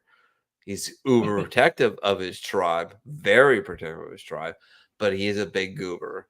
And to anybody who would ever do that to an animal, go fuck yourself, because that's what happened to Carl. Right. They tied him up on a fucking fence. That bitch was left out there for a week without food or water. Yeah, And somehow I seen made it. video. I seen video this week of some douchebag that left the dog tied to a fence that was saved by a police officer out there in the Tampa area before the Milton rolled in. Yeah. It's Like, like, no, you dude, fucking... what, you can't put the dog in the car? What the fuck's wrong with you, man? Like, come on. Like, I would never, ever leave Coral behind. Ever. I'm like, oh, he's eating a lot of food. It's the apocalypse. Like, I don't fucking care. I'm like, he's coming with us. He's part of it. He's our family. And by the way, very, very protective of Edith. Very protective of Edith, which I love. Oh, I believe it. And she abuses the shit out of him too. She's so bad to him.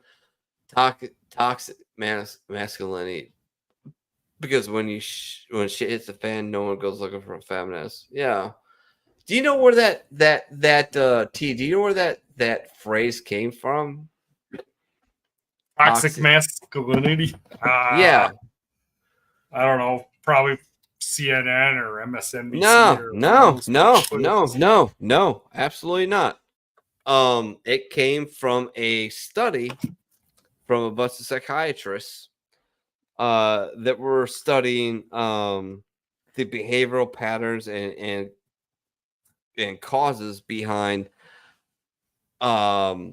violent offenders in the penal system, right? Like rapists, murderers, felony assault, stuff like that, right? Okay. So they went and did a study in some of these prisons, like, San Quentin, some of these hardcore places, right? And they found a subset of people that were men, and they made the term toxic masculinity, basically meaning people who commit misdemeanor and above offenses and assault people without thought and basically just want to do crime, which is, if you zoom back and out a little bit, are fucking criminals, right? And always have been. Right. But they coined the term toxic masculinity to pigeonhole, let's say, 10% of the prison population, 2% of the general masculine population, men population. And then the media picked up on that and just expanded on it. Yeah. Like, everybody's like, fucking toxic. Yeah. I'm a toxic masculine. I mean, if I went on a View tomorrow, do you think they would have a very favorable view of me? No. If I joined Joe Behar and all those other fucking, do you think I'd walk out of that interview looking good? No, I mean, maybe I would. Maybe I'd come out there looking like a gangster, but to them, I'd be looking like a piece of shit, misogynist, white supremacist. Oh yeah, shit, right? you're not convincing anybody on that. Yeah, you're not convincing anybody on that panel, and that's probably about 90% of the men in this country. It's like, you're a fucking Nazi. It's like, oh God, come on, man! Like, I just, move it on. I'm gonna move on. I'm gonna move on because I gotta move on. What the hell happened? I don't know. But yeah, we've been on for a while, so I'm cool. Yeah, I know. With, wrapping things up. All right, that's cool. I had some more memes, but it's all right. No worries. Yeah, let's just call it a day, man. We got to do sports church tomorrow early. So, Yeah, we're doing noon my time. What when you're yeah. Hey, are you gonna do my college basically when the football? football games. Yeah, basically when the football game starts. So I'll probably have to move the computer back upstairs tomorrow for tomorrow's show. Are you gonna do your old school college football shit though? Yeah, I gotta wake up early then, so I can Man, write that was stuff the out. best shit ever. That was the best shit ever, dude. You are like the god of college football, fucking Yeah, parody, if I fucking get up early announcing. enough, I'll try to write some stuff out. All right, man. Because yeah, when I did that, I always had to write it out in a notebook beforehand because it's like otherwise I'm not going to remember everything to say. Right, right. All right. Well, all right, man. Give me your final thoughts, and yeah, we'll fucking we'll roll till next week, hopefully, maybe, possibly. But yeah, Yeah. we'll see you tomorrow at Sports Church, 1300 Eastern Standard Time. We'll be live on Facebook, YouTube, Rumble. Please follow us, give us a shout out, leave a comment. Love you, Dean. Love you, John. Love you, Chris Benoit, the most hilarious motherfucker in the military I've ever met. The terminal lance of the Leaf Army. But go ahead, T. What you got, baby? Yeah, just great seeing everybody again tonight. Yeah, just take care. I know sometimes it gets rough and sometimes people need space, but eventually we're all here for each other. So when that time comes, just yeah, come back and see us again. Absolutely. Remember, That never was take fucking word salad as shit. Oh, you did. You want to try again? All right. Hold on. Wait. Oh. All right. Try again. Go ahead. Try again. I think my internet's crapped out. No. Say no. Try again. All right. You with me? Or no? There you go. Pot of beer. That works. That helps. Definitely helps. You good? No. All right. Fuck it. T's fucking shit took the fucking thing. Anyways, all right. So thank I you think to my Blue. internet went to shit. All right. Well, you sound good now. So you want to try again or no? Yeah, it went to shit. No worries. All right. Thank you to T, aka Pterodactyl. Thank you to Blue. Thank you to everybody who tuned in and participated in the show. Dean and Chris and everybody. Like, I love you all to death. Thank you so much for being a part of the show. T says T doing his best, Kamala. I love you all. I miss you. Big change could be coming for the bar here and there. We'll see what's going on. But I love you all and thank you for being a part of the show. Please share us out however you can, from Rumble to Facebook, Facebook to YouTube, YouTube to Facebook. Share us out. That's how we get it done. That's how we get out. I love you all so much. It was great to be back. I really appreciate it. Have a good night. And, God bless. I'm pretty tired. Think I'll go home now.